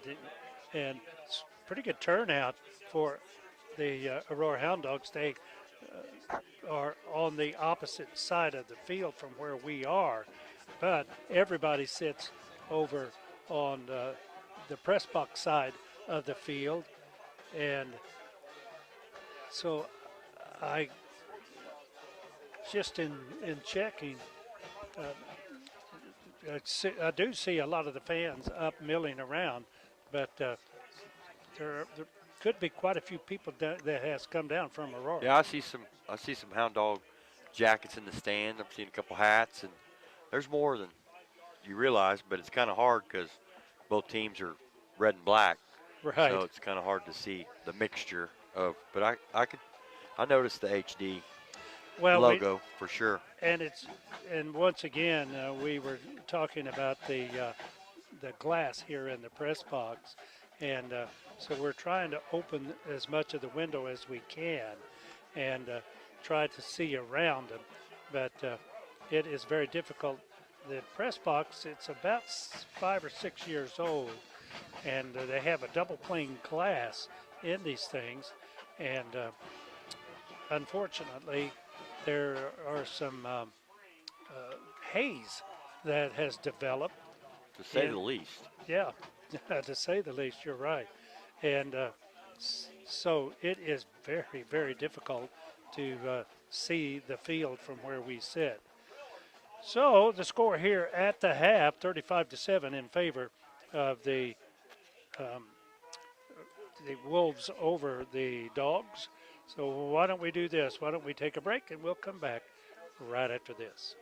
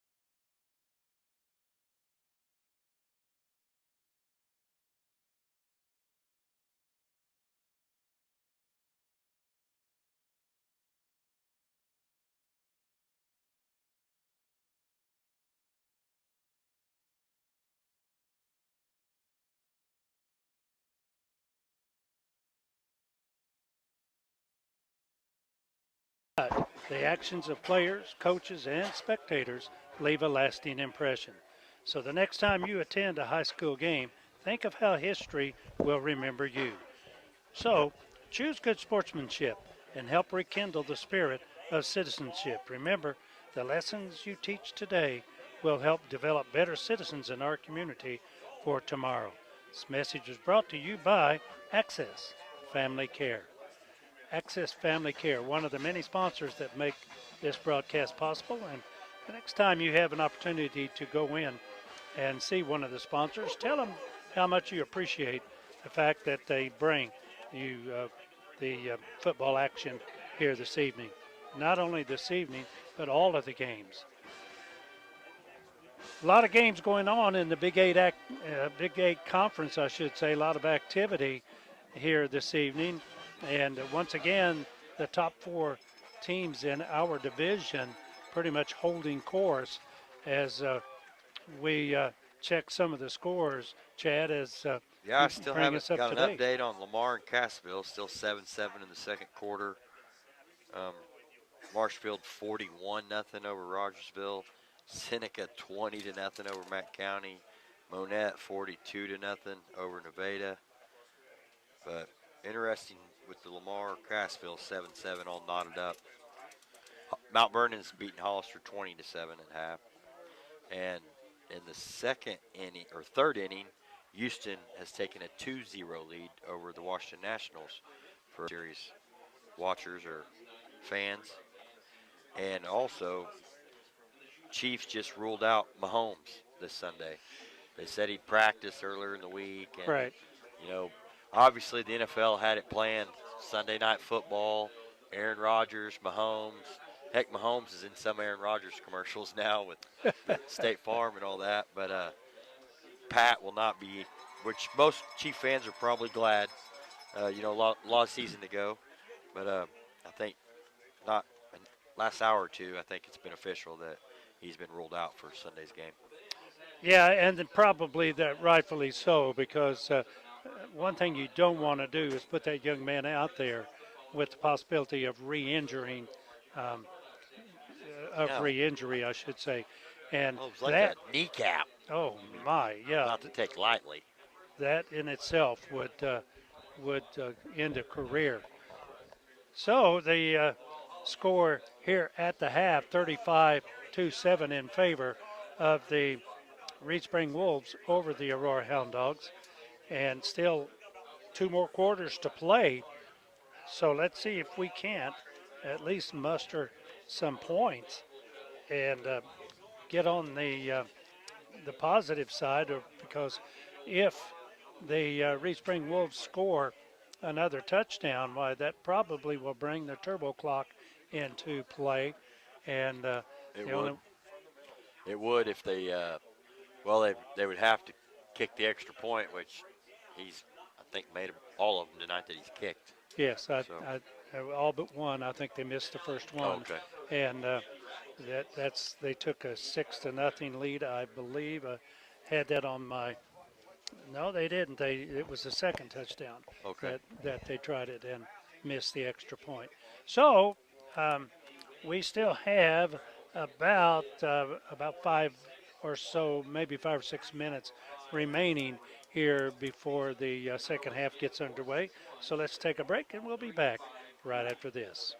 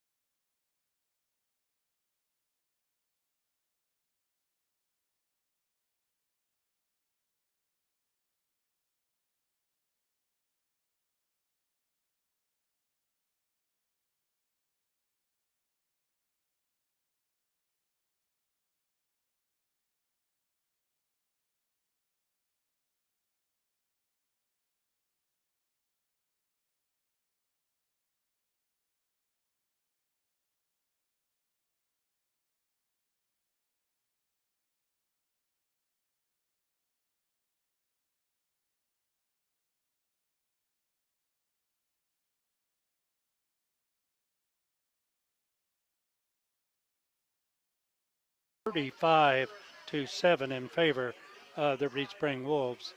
They are finally back out on the field, and there was they put 3 more minutes on the clock, so we have the clock standing at zeros actually, and but there was probably about a minute to go on the clock when we broke for commercial, and they still were not out on the field. They just added 3 more just since you said that, Wayne. So they they did, and They didn't look like they were in too big a hurry. yeah, the Reed Spring knows that they have a 35-7 lead, and Cassville takes a 10-7 lead at the half at Lamar. so they get a field goal, huh? Well, remember last year they had their kicker. He's the one that stopped Lamar's 56-game winning streak. Yes. The end of a game kick, and he's still, I think he's a senior this year. Well, Lamar down this year compared to what they had going. They had a seven in a row. Seven they times, went for the state yeah, record last year. 7 times in a row that they had won the state tournament, and so they were defending champions. And then last year, the 8th time proved to be Lost bad the luck for them. semifinal. I think got knocked off last year. Right. Yes, they did. Yeah, 'cause remember we talked about they had a down year, 12-2. Right. Yeah, and some managers, I remember the coach from Nebraska was fired at the end of the year because his team was 9-3. Was that Tom Osborne? And no, it wasn't Osborne. Oh, it was the guy that went up to Ohio University. Oh, And Frank Solich. Yes, and he was fired. You're right. And I thought, my goodness, that's, when you're a national power, and you look at Alabama and what they have done every year for the last, I guess, at least 5 or 6 years, they have been in the top 5. Well, I'm a lifelong Braves fan, and I believe somebody can look it up, but they tied for second place, either 6.5 or 8.5 games out of first place. Right. Fired him. Look what he ended up doing, going Yep. on to win championships in New York and had some success in St. Louis. So, Well, you never know. All I can tell you is that Joe Torre was a very good ball player for the St. Louis Cardinals. Yes, he was. Yes, he was. And still, I think he's still a executive in baseball, I believe. Yeah, I think he is, and Very, very revered yes, and respected. yes. And Frank Torre, his brother was a very good ball player, was a first baseman. So we have about 4 or 5 seconds as the Aurora Hound Dogs are ready to kick off here in the second half. And so we are just about ready to go, waiting on the official and waiting on the whistle as we peer through this almost stained glass window. Well, I'm surprised they didn't get a flag. Now we do have a flag on the play. Offsides on Aurora. As I saw the player on this end, the flag came from the far side, but it was pretty obvious that somebody was offsides, and that's going to cost them 5 yards, so they'll be kicking off from the 35-yard line instead of the 40. So the Aurora Hound Dogs shoot themselves in the foot here to get the second half underway. So here we go as the kicker, Solis, kicks it off, and the ball is taken on the far side. Switching field. And now he's coming back to the left side, and it's a foot race. He turns the corner, and he's finally caught at midfield as he goes Dante down. Floyd with the tackle. So touchdown saving tackle. And you're right, it was Dante Floyd, one of the tacklers, as he knocked him out of bounds. One of our fantastic freshmen. Yes, at midfield. So here we go. Ball is placed right on the 50-yard line. The first time Reed Spring got the ball, they got it on the 49, Wayne, just like the beginning of the game. Here is Cross, and he keeps it, and now he pitches it and breaks a tackle at the 40, the 30, and is going to be run out of bounds at about the 30, or actually it's going to be about the 27-yard line. And had him again in the backfield and let him get away. My goodness, my goodness. So they just need to wrap up the tackles. And I don't mean the offensive and defensive tackles. I mean when you have the ball carrier in your arms and you let him get away, that hurts. Here we go from the 27-yard line. Here's a handoff straight ahead. Touchdown. And into the end zone. Untouched will be the ball carrier. I'm not sure which one that is. And that was Cramblett again, Colton Cramblett, number 39. So Cramblett, as he takes it into the end zone at the 11:34 mark. They're going for one. So they will try the kick. The turbo clock will be decided on this kick, Wayne. So here we go. Here's the snap, ball down, kick up, and it is good. So the kick was good. 26 seconds into the half. So 42-7. Quarter. 42-7. So a 27-yard run by Cramblett. We're going to hear the Big Bad Wolf song again, Wayne. Yeah. And let's see what happens here. 42-7, so that... They scored so quick that time we didn't even hear sirens. Yeah, no kidding. So I'm sorry.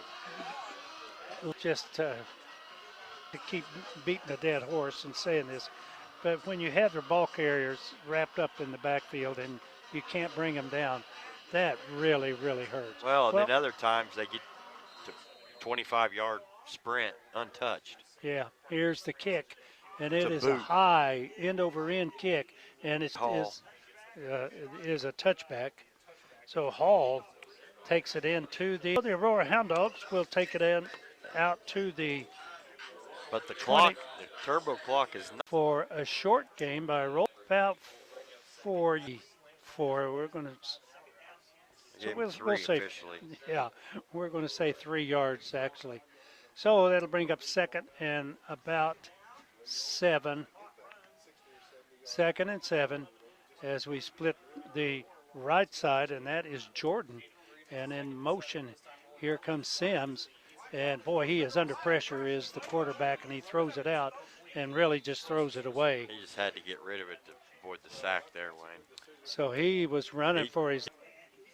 Really, as far as their defense, Reed Spring has really played well here this evening. Now the turbo clock's running, Wayne.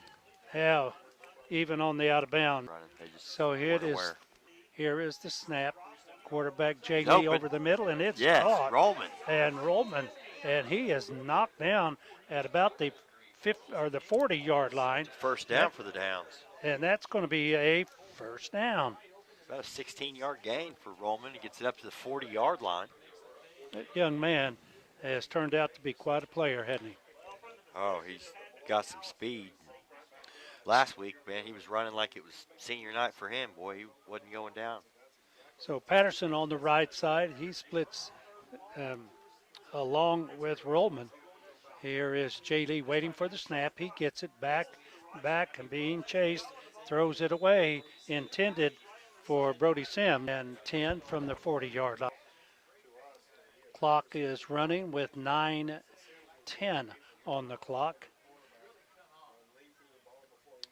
Reed Spring, we see him on defense, pounding each other on the shoulders and giving. Aurora is not out of this game. Here we go to the right side, or I should say, Jay Lee, the quarterback. He is back, looking. Now he heaves it downfield, and that's going to be intercepted at about the 20. 8-yard line. Rollman had a step on him, but the ball was way underthrown. Yeah, Jay threw it off his back leg, and well, he was under a lot of pressure. yeah. So that's about as good as a punt. Here come those sirens again. So here we go. So the Hound Dogs on defense once again, and so we're going to have to stand and see if we can see out of one of the cracks. Here we go. Cross the quarterback under center. He hands it off to the first back through, and he is going to be swallowed up. Maybe Host of gets, Hounds on the tackle there. yeah, he may Big old Cordova at the bottom of the pile. Same with Jay Lee. gets a yard. Well, we're about 1.5 yards on the play. Second down, and we'll call it 9. 2nd and 9 for the Hound Dogs, as they are going to probably let the play clock run down as much as they can. Game clock says 7:30 on it, and it will probably run here as they're up, and this handoff is straight up the middle and crossing the 30 to about the 32-yard line. It's going to bring up 3rd and about 5. So 3rd and 5 for the Reed Spring Wolves. And they may very well just keep it on the ground. I would be Chad. shocked if they threw it right now. But Yeah, I would be too. So they do split the right side, and they have quarterback under center. That's Cross, and he hands it to the second back through, and he's not going to get much at all. So that's going to bring up 4th down, and Dalton Klein was in the backfield there, tripped him up to. no gain on the play. Yeah, I believe it is. So the first punt comes here at the 6:25 mark, and now he's going to punt it. And he takes off and he punts it way out of bounds, and punts it out. They're going to mark it way out. Let's see where they mark it. Somewhere about right at the 50-yard line. And now they're going to say about the 49-yard line of Aurora. So not a very good punt because the ball, he was running and did a soccer style. I thought style. for a minute he was going to fake it. I didn't think he was going to kick it at all. Yeah. So I thought he was going to run it, but he did go ahead and kick it and was not a real good kick. Went out of bounds at the position here. 49-yard line. Here we go to the line of scrimmage. Jay Lee is under center, waiting for the snap. He gets it with Rollman in motion. Handoff. He keeps it. Yeah, Rollman. And now he pitches to Rollman and crosses the 50 and gets down to about the 47-yard line or 48. Well, let's see where they mark it. I will say the 49-yard line. And they gained 2 yards on the play and ran about 50. Good night. So evidently he stepped out of bounds at about the 49-yard line because he had made it all the way up to almost a 46. Well, here we go to the line of scrimmage as Jay Lee under center. Here is Sims in motion, and he is going to keep it himself, and he's going to get tackled, smothered at about the 44-yard line, 46-yard line. And it's going to bring up 3rd, and we'll call it about 4.5. And Jay Lee bouncing up and down. Not sure if he twisted the knee again or not. He's got a little slight limp. He's stretching his right leg out there. Yeah, he sure is. And let's see what he does. He is under center as he gets the snap, back looking. There's a pass over the middle, caught. And first down. Hold on to it. Going to be taken down at about the 25-yard line. So now they mark it back at the 26-yard line. It's enough to drive a coach crazy, isn't it? Where they mark it. Sometimes they'll mark it and then they'll remark it. So they'll cross the You know, Hounds, 20. Hounds got receptions at 27, 21, 23, 36. Getting some big clips here. Need to keep moving the ball and stop that turbo clock here. Get in the end zone. So at 2:55 on the clock to the line of scrimmage, second down and about 8. Here is the snap. Looking. The ball Oh, is batted down as Jay Lee was hit and knocked down as he was throwing the ball. So the ball and Jay Lee all went down at the same time. It's going to bring up third, and turbo clock is still running even on the incomplete pass. yeah, number 33, Daniel Scott, the senior, come off the edge and just took Jay Lee down. Jay Lee had no time at all. So Jay Lee is always Took a shot. always beat up after these games. Bless his heart. I'm telling you, he takes a beating. Now he's going to keep it and turn the corner, and he is going to pick up. It's going to bring up fourth, and about what do you think? About 5? Yeah, 5. Fourth? One thing you can't question is Jay Lee's toughness. Oh my goodness. I mean, he's took so many hits this year, and even last week couldn't even lift his left arm up. Coach said, but still trying to get back in the game. He's a warrior out there. Oh, you bet he is. Here we go to the line of scrimmage, and in motion is Sims. There's a pass Open. over the middle, and it Get is there. caught down to about the 15-yard line. And if they spot it He's there, right on the marker.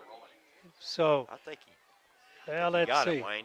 I don't know. I think Well, the way it looks, bad spot. this is going to be, Well- and they're going to measure it. They're going to bring the clock in, and the clock does stop. the way And the I say season- bring the clock The in, way bring the the seasons chains in. went, the Hounds ain't had much luck with measurements. Now, Seems like we've been about 6 inches short and it looks most of the season. But and it looks like it is going to be a little short. So well, it looked like they scooted it. The one mark from this vantage point. and it is Yeah. first down. Yeah. I said short We were due. because the work it just looked short. They actually stopped the clock for the measurement. Yes, they did. Minute 14 left. So we need to get a quick score here. And we've seen them. We've seen them return or recover 3 onside in a row earlier in the Oh season. yeah. Almost oh, yeah. a fourth. We need to hurry up here. So Let the here we clock go. Stop. Take advantage of it. Go. And the clock is moving, 1:10. Here's Jay Lee under center, waiting for the snap. And did he get the offside? No. So he Calls his own number up the and middle. So you go straight up the middle. It gets down to about the 12-yard line. He got the guy to jump, but he didn't make contact, so he was able to get back over there, and that's why they didn't call offsides. Second and about 6. Ball is on the 12-yard line. And See some of our linemen with their hands on their hips, winded, tired. yeah. We almost need to get out of this quarter just to regroup here. This may be the last. It probably will be the last play of the half unless we score, Wayne. yeah, 28 seconds on the clock. So you're right, unless they score. Second so here's 6 from the 12. Here's Jay Lee and Roman in motion, Oh, double reverse and back, no. way back at the 25-yard line. The ball was mishandled, That was a and 13-yard loss on the play. so that's going to do it with 6 seconds, 5 seconds on the clock. So the score at the end of the third period, the Hound Dogs lead it by a score of 42-7. We'll be back right after this commercial.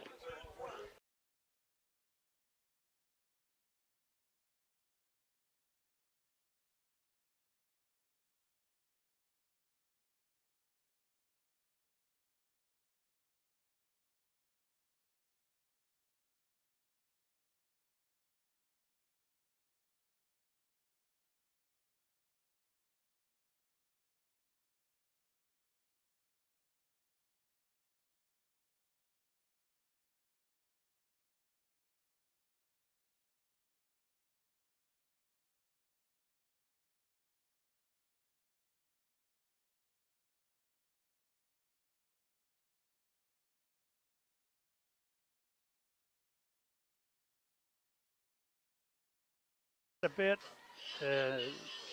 well, 42 times here in this 3 quarters that we have played. So the turbo clock is running, and as soon as this ball is played by the It was 2nd and 6 from the 12-yard line, and now we're starting from the 25. yeah, that We and, can still get a first down, but we better get half of it. yeah, Better get a big chunk right now. yeah, it's unfortunate that they've mishandled the ball a couple of times. Well, he reached his best that time, but let's see what they got So dialed up here. yeah, Jay Lee under center, waiting for the snap, and Rollman in, or I should say Sims in motion.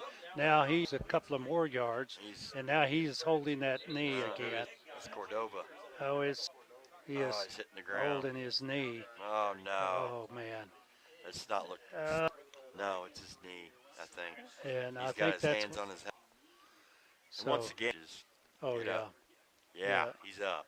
yeah, and he Can't put much weight on it. no, he is walking off, and now he's walking off under his own power, but he is limping on his right leg, and Hopefully it's just a Charlie horse, but I don't know. yeah, I kind of doubt it. Well, we will see. 4th down, and a mile to go, so it's 4th and 21. The ball is on the 27-yard line. So let's see what Coach Welby will call there. So Coach Welby trying to dig into his bag of tricks. Let's see what he can come up with. See what play he has called here is the quarterback under center, and Another there's one. a double reverse. Double now reverse. a pitch back to the quarterback, and he is running for his life, and he is going to be, oh, they finally get it away. Brody Sims It's is caught open. by Sims, and he's going to get back to about the line of scrimmage. Jay Lee let go that ball about the 40-yard line. He ran about 35 yards. Oh, ran for Holy his cow. life, finally got the pass off, and that's where they will take over on the original line of scrimmage. So the ball It could have been a lot worse. Oh, it could have been horrible. Could have been horrible. Ball is on the 27-yard line, so they're very lucky to get it back down there. And what a play by Jay Lee, and what a play by Sims. So here we go as Wolves pitch it back to their to the running back. He is tackled, hit, breaks a tackle, still on his I feet, ain't giving up. and Still hitting. he gets out to about the 35-yard line. He's going to pick up about 7 yards on the play, and he was hit at the 30 and kept his footing and continued. Oh, there is a penalty on a flag on the play, and that is going to be against the Wolves.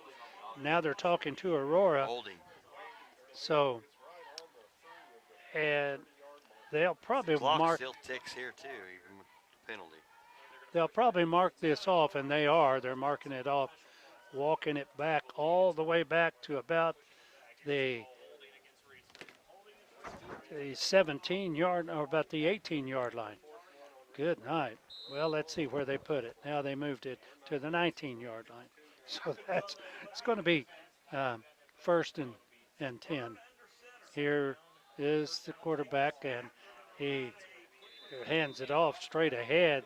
Maybe gets a couple of yards Looks on like the they got play. another quarterback in, Wayne. Number 4, Easton Byrne, sophomore. Yeah. So Burns, the new quarterback. Thank you, Chad, for that. Well, with districts coming up next week, they don't want their quarterback getting hurt. We don't have a choice but to play our guys that we got. So the new quarterback, as you said, is Burns, and he is a sophomore. So he is under center. He hands it off straight ahead across the 25 out to about the 27-yard line. That's going to bring up third long. and about 10. 3rd and about 10.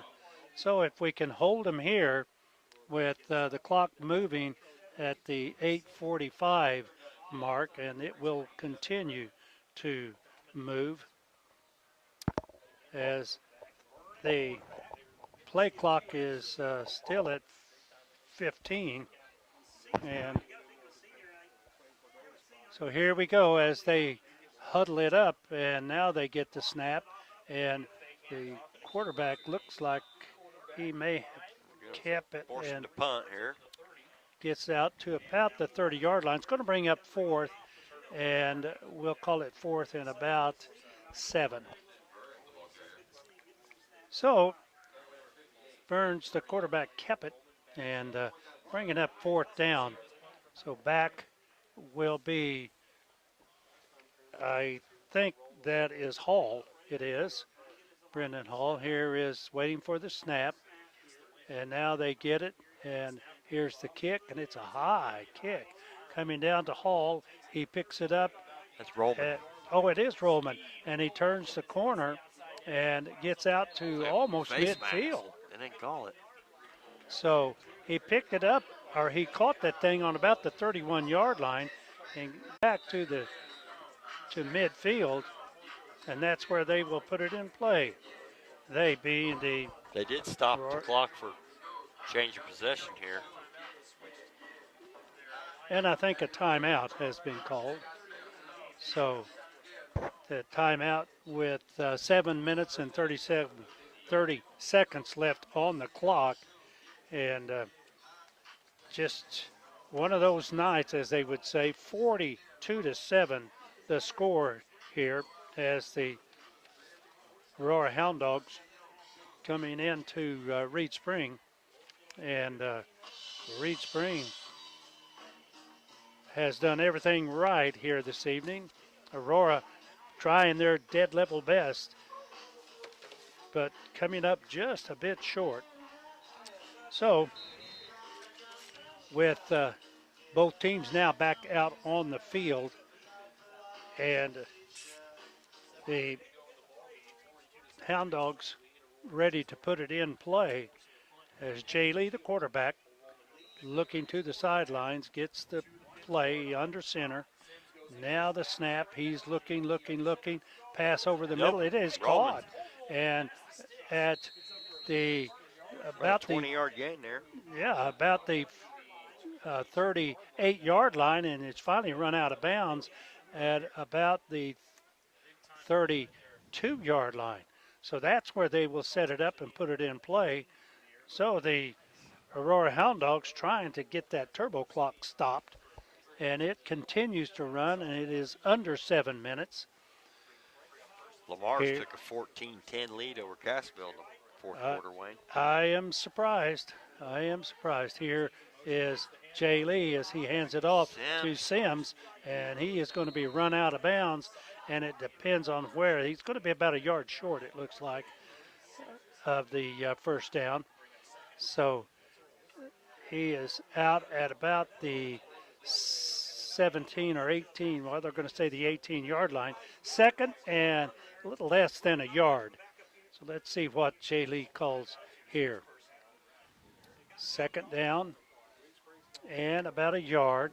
Jay Lee under center, waiting for the snap. He gets it. He's looking, still looking, and he escapes a tackle, and what a block he got. He is going to run it, has a first down, lowers his head, gets inside the 15, and picks up the first down. What a run.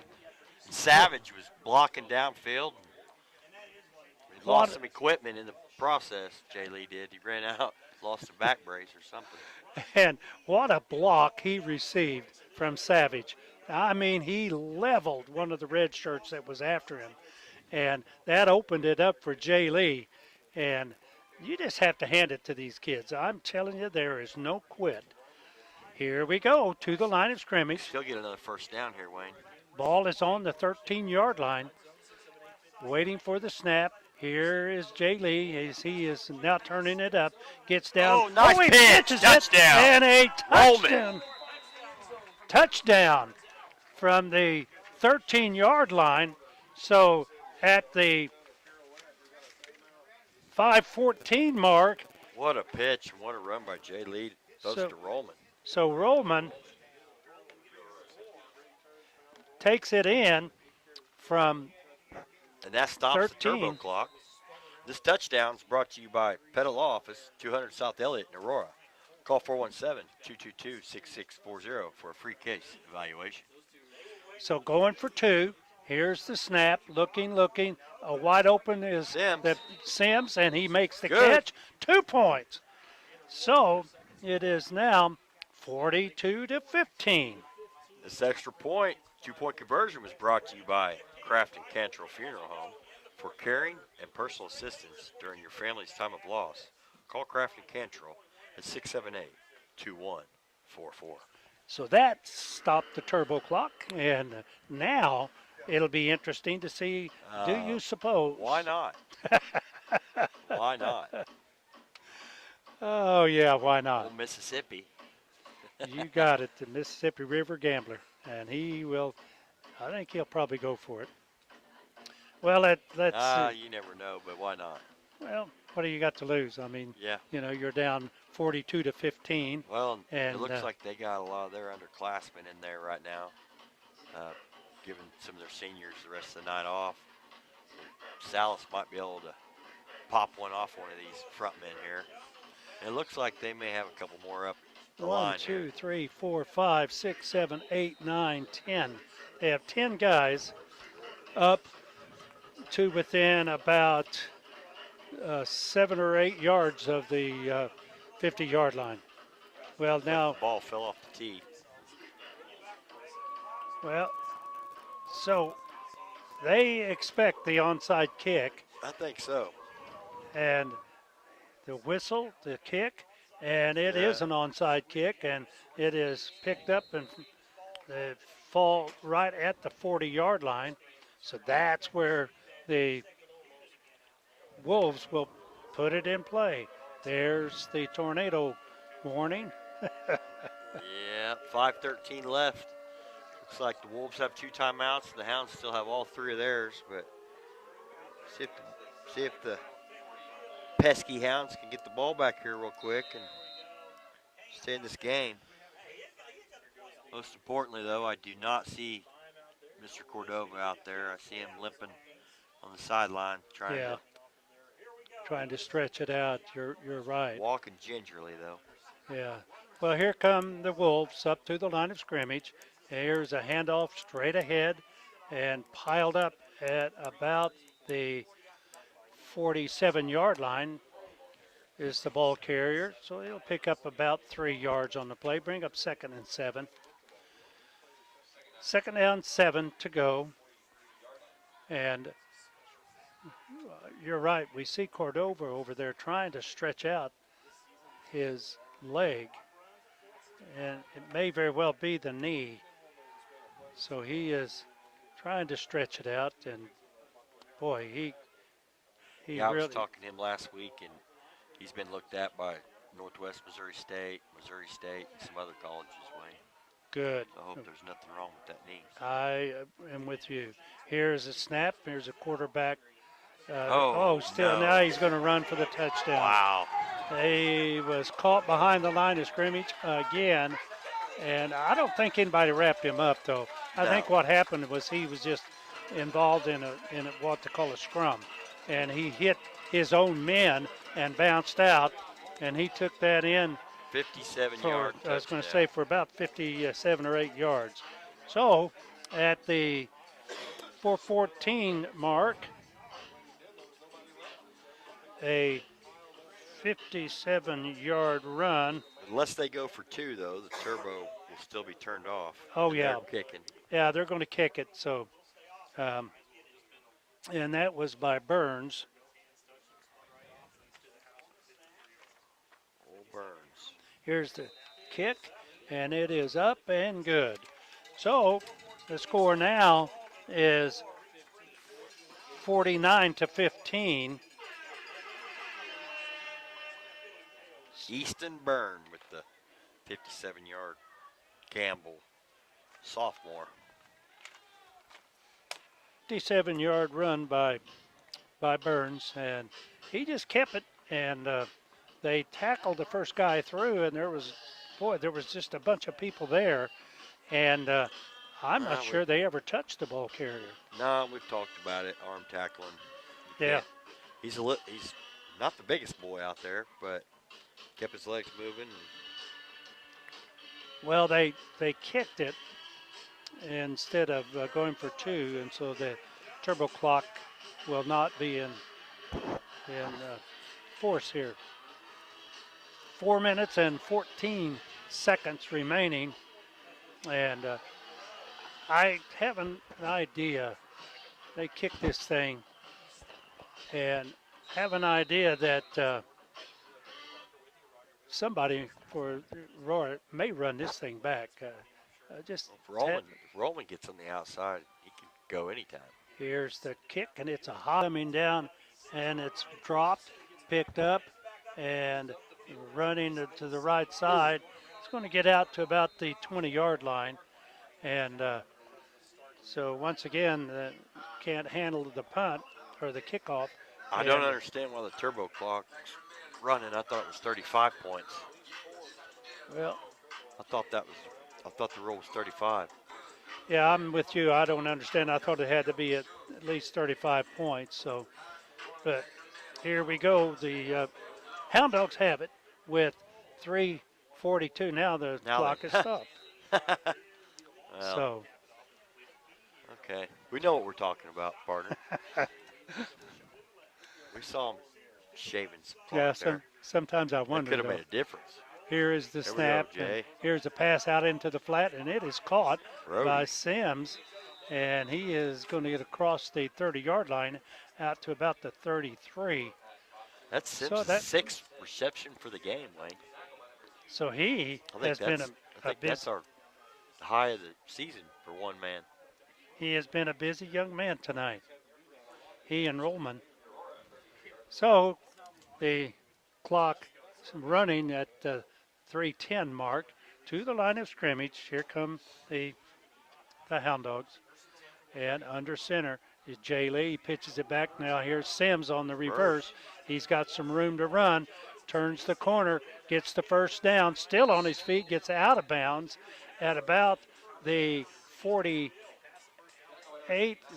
to 48 yard line. And let's see where they mark it. Now they're going to mark it at the 47-yard line. So that's a first down. First down. Gains at 12, 22, 14, 27, 21, 22. Got over 100 yards of all-purpose yards for the game. Well, good for him. Here is Wittenborn splitting to the left side, and Jay Lee under center. Now he's back, looking. There's a pass over the middle, and it is intercepted. It was in and out of the hands of Brody, and the defender came up with it, and that's where they will put it in play. So as you can hear the siren, and that means that Reed Spring has the ball. So Sims, the ball was just out of his reach, and he tried his best to reach out for it, but just couldn't make connection.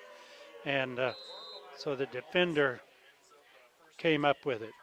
So here we go as Easton Burns, the quarterback, as we had mentioned, he is a sophomore. Ball is on the 38-yard line, their own 38-yard line. So let's see what they do. Probably will just keep it on the ground with 2:40 on the clock. Waiting for the snap. Here it is, and straight ahead, picking up about 5 yards on the play, the ball carrier.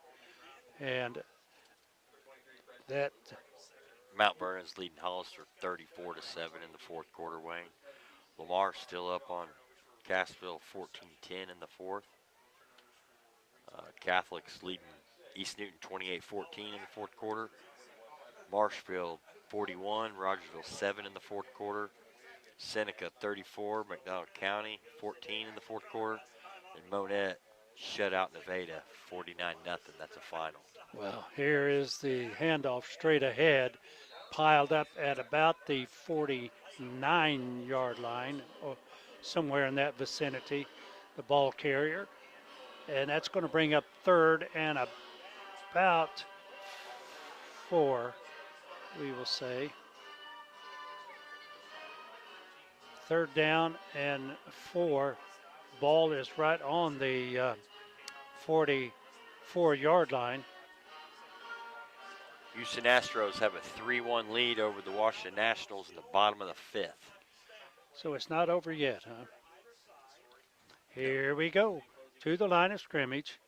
And here is a handoff straight ahead, piling it up at about the 48-yard line. That could be very well, could be a first down. It depends on, yeah, it is a first down. Depends on where they mark it, and they mark it almost halfway between the 47 and 48-yard line. So that is a first down. 1:10, 109 on the clock as the Wolves come to the line of scrimmage. Here we go as quarterback Burns under center and is just going to take a knee. And that should do it. The clock is at one more snap. 40 seconds on the clock. And the play clock is down to 32, so he'll probably just get the snap, take a knee, and he does. That'll do it.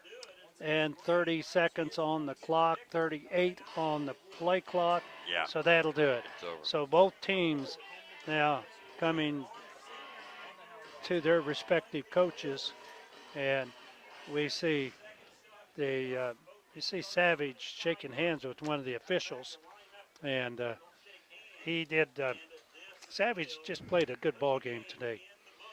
So the final score here, 47-15, has 49. Well, I'm sorry, 49-15. I can't read my own writing. Yeah. As both teams on the field, and now they line up and at midfield, and they're shaking hands, and that's always a great, great gesture. There wasn't very many penalties tonight, Wayne. No, there really wasn't, and I'm really surprised Aurora didn't have very many penalties at all, if any. No, they didn't. I think they did have 1 or 2, but that was about it. So the final score here tonight, if I can read my own writing, 49-15. So we'll be back. We'll take a break and come back and hopefully have a chance to visit with the coach and maybe some of the players. That will be up to him. So back after this timeout.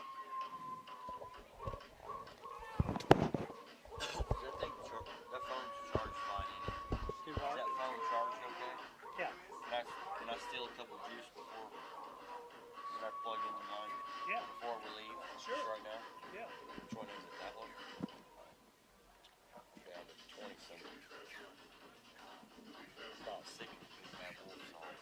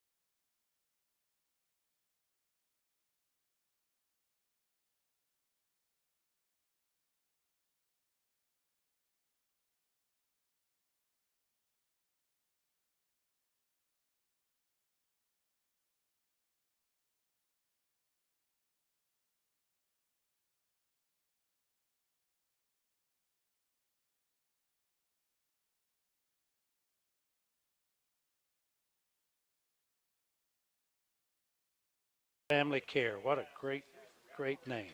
All right. Um, 49-15, the final score. And I don't know if you have any finals there or not, Chad. No updates other than the same scores I had.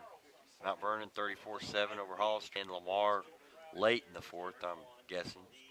I never did get an update. They never did changed it. Miller was up 7-6 over Marionville. I never did get that one either. So still wait for some finals, but we'll check back in here shortly. Well, the Roar Hound Dogs still out on the field, and they are gathered around their coaching staff. And we still see some players out there that have gone through surgery. And Yeah, while you Chet, say that, I want to wish Ian Jackson and Ryan Clark, a quick recovery, and I know some physical therapies ahead of them and whatnot. But right. seen Ian at a volleyball game the other night, and he's actually able to put some weight on his leg. He said he was in some lockdown for a couple days. Couldn't really bend it or anything. So I seen him down on the field before the game and getting around a little bit. So uh, best wishes to those guys as they recover. And for Keep an wonder, eye on him too. yeah, we wonder about him and it at all, and hopefully play next week, because the way it looks, even if Cassville loses, the I believe with the probably head-to-head over Monette, that was like the first or second game of the year. Second right. game of the year, I think. I think they'll have the tiebreaker over on that. And I'm about 98.7% sure that the Hounds will be going down to Wildcat Country next Friday night for Yeah, district play. yeah. And talking with Sammy, he said the same thing. He said, looks like that's probably what it's going to be, that we'll be playing Cassville no matter what, and so it may very Throw well the be. records out the window, though. Clean slate. You got it. Everybody's got a chance. Come. Starting all over again, like this format that they have now, with the first game being the 10th game, and going into district play. I like that because used to you would play 10 games and then go into the district, and so this way it probably helps keep the injuries down. But when we see Cordova, the way he limped off of the field, and trying to keep an eye on him now, but they're getting into position, doing their push-ups, and I tell you, the coach, I think Cordova's doing it too. yes, he is. He's down there doing them. So they, once again, the final here tonight, 49-15 in favor of Reed Spring, and really thought that coming into this game tonight that Aurora had a good chance of winning it. Yeah, we talked about Reed Spring and give up 84 points the last two ball games. Right. But on the contrary, senior night, a lot going on. Last home game for Reed Spring this year, and they like the big bad wolf and the sirens and all that. So they got to hand it to them. Oh, They were the yeah. better team tonight. You bet. Well, it all got started at the 137 mark. Actually, it was the 7:37 mark, and Bailiff, on a 11-yard run, took it in, and the kick was good. The score at that time was 7-0. Trying to keep an eye on Cordova to see if he is walking gingerly, and I don't see him on the field. I don't know if you can see him or not, Chad, but I'm looking. while you're looking at the 11, I'm sorry, at the 7:58 mark, an 85-yard run by Craig Blatt, and the kick was no good. The score 13-0. 9:21, Jay Lee took it in from 1 yard out, and the score was 13-7. So at that point, the Hound Dogs were in the ball game. Coach Weldy is coming up. So we do have Coach Welby on his way up. So we will have an opportunity to visit with him. Don't see any of the players coming up, but we do see Coach Welby. And we have the final score, as we had mentioned, um, 49 to 15. And so Coach Craig Weldy on his way in have a chance to sit down and talk with you. First question, though, Coach, how is Cordova and his leg? Is sprained ankle. We think that's all it is. Got it rolled and probably scared him more than it hurt him. Well, when we saw him go down, why he was pounding the ground like, oh boy, and couldn't tell exactly how or what he had done, but we knew that he didn't play the rest of the game, and we were a little concerned because that young man, he uh, he he does a lot for the middle of that offensive defensive line. I think it was more out of frustration than not. He's limping a little bit, but I think he's going to be fine. Our Cox Sports Medicine personnel took care of him, and it's just a little bit of rehab over the weekend, get him ready to go Monday. Well, what a game here tonight. It looked like in the first half that Aurora might have been back on their heels a little bit, and um, they just didn't look like they were crisp, and it looked like that maybe the Wolves just took a little bit of control of that offensive defensive line. Well, you got to give credit to the Reese Springs players and their coaching staff. They executed really well, and we faced a line that size last week, and we were aggressive and took the game to them. And this week we didn't. We started out muffing the opening kickoff, and it seemed like that it was hard to get back on track after that. Yeah, and with them running the ball the way they did, and that's what they do is they run it probably most of the time, and so they did exactly what they wanted to do tonight, and that was just take possession of the clock. Sure, and we just didn't do a very good job tackling. Well, we missed a lot of tackles tonight, and that's not indicative of our kids. So we felt like that we just didn't really play a very good game tonight here.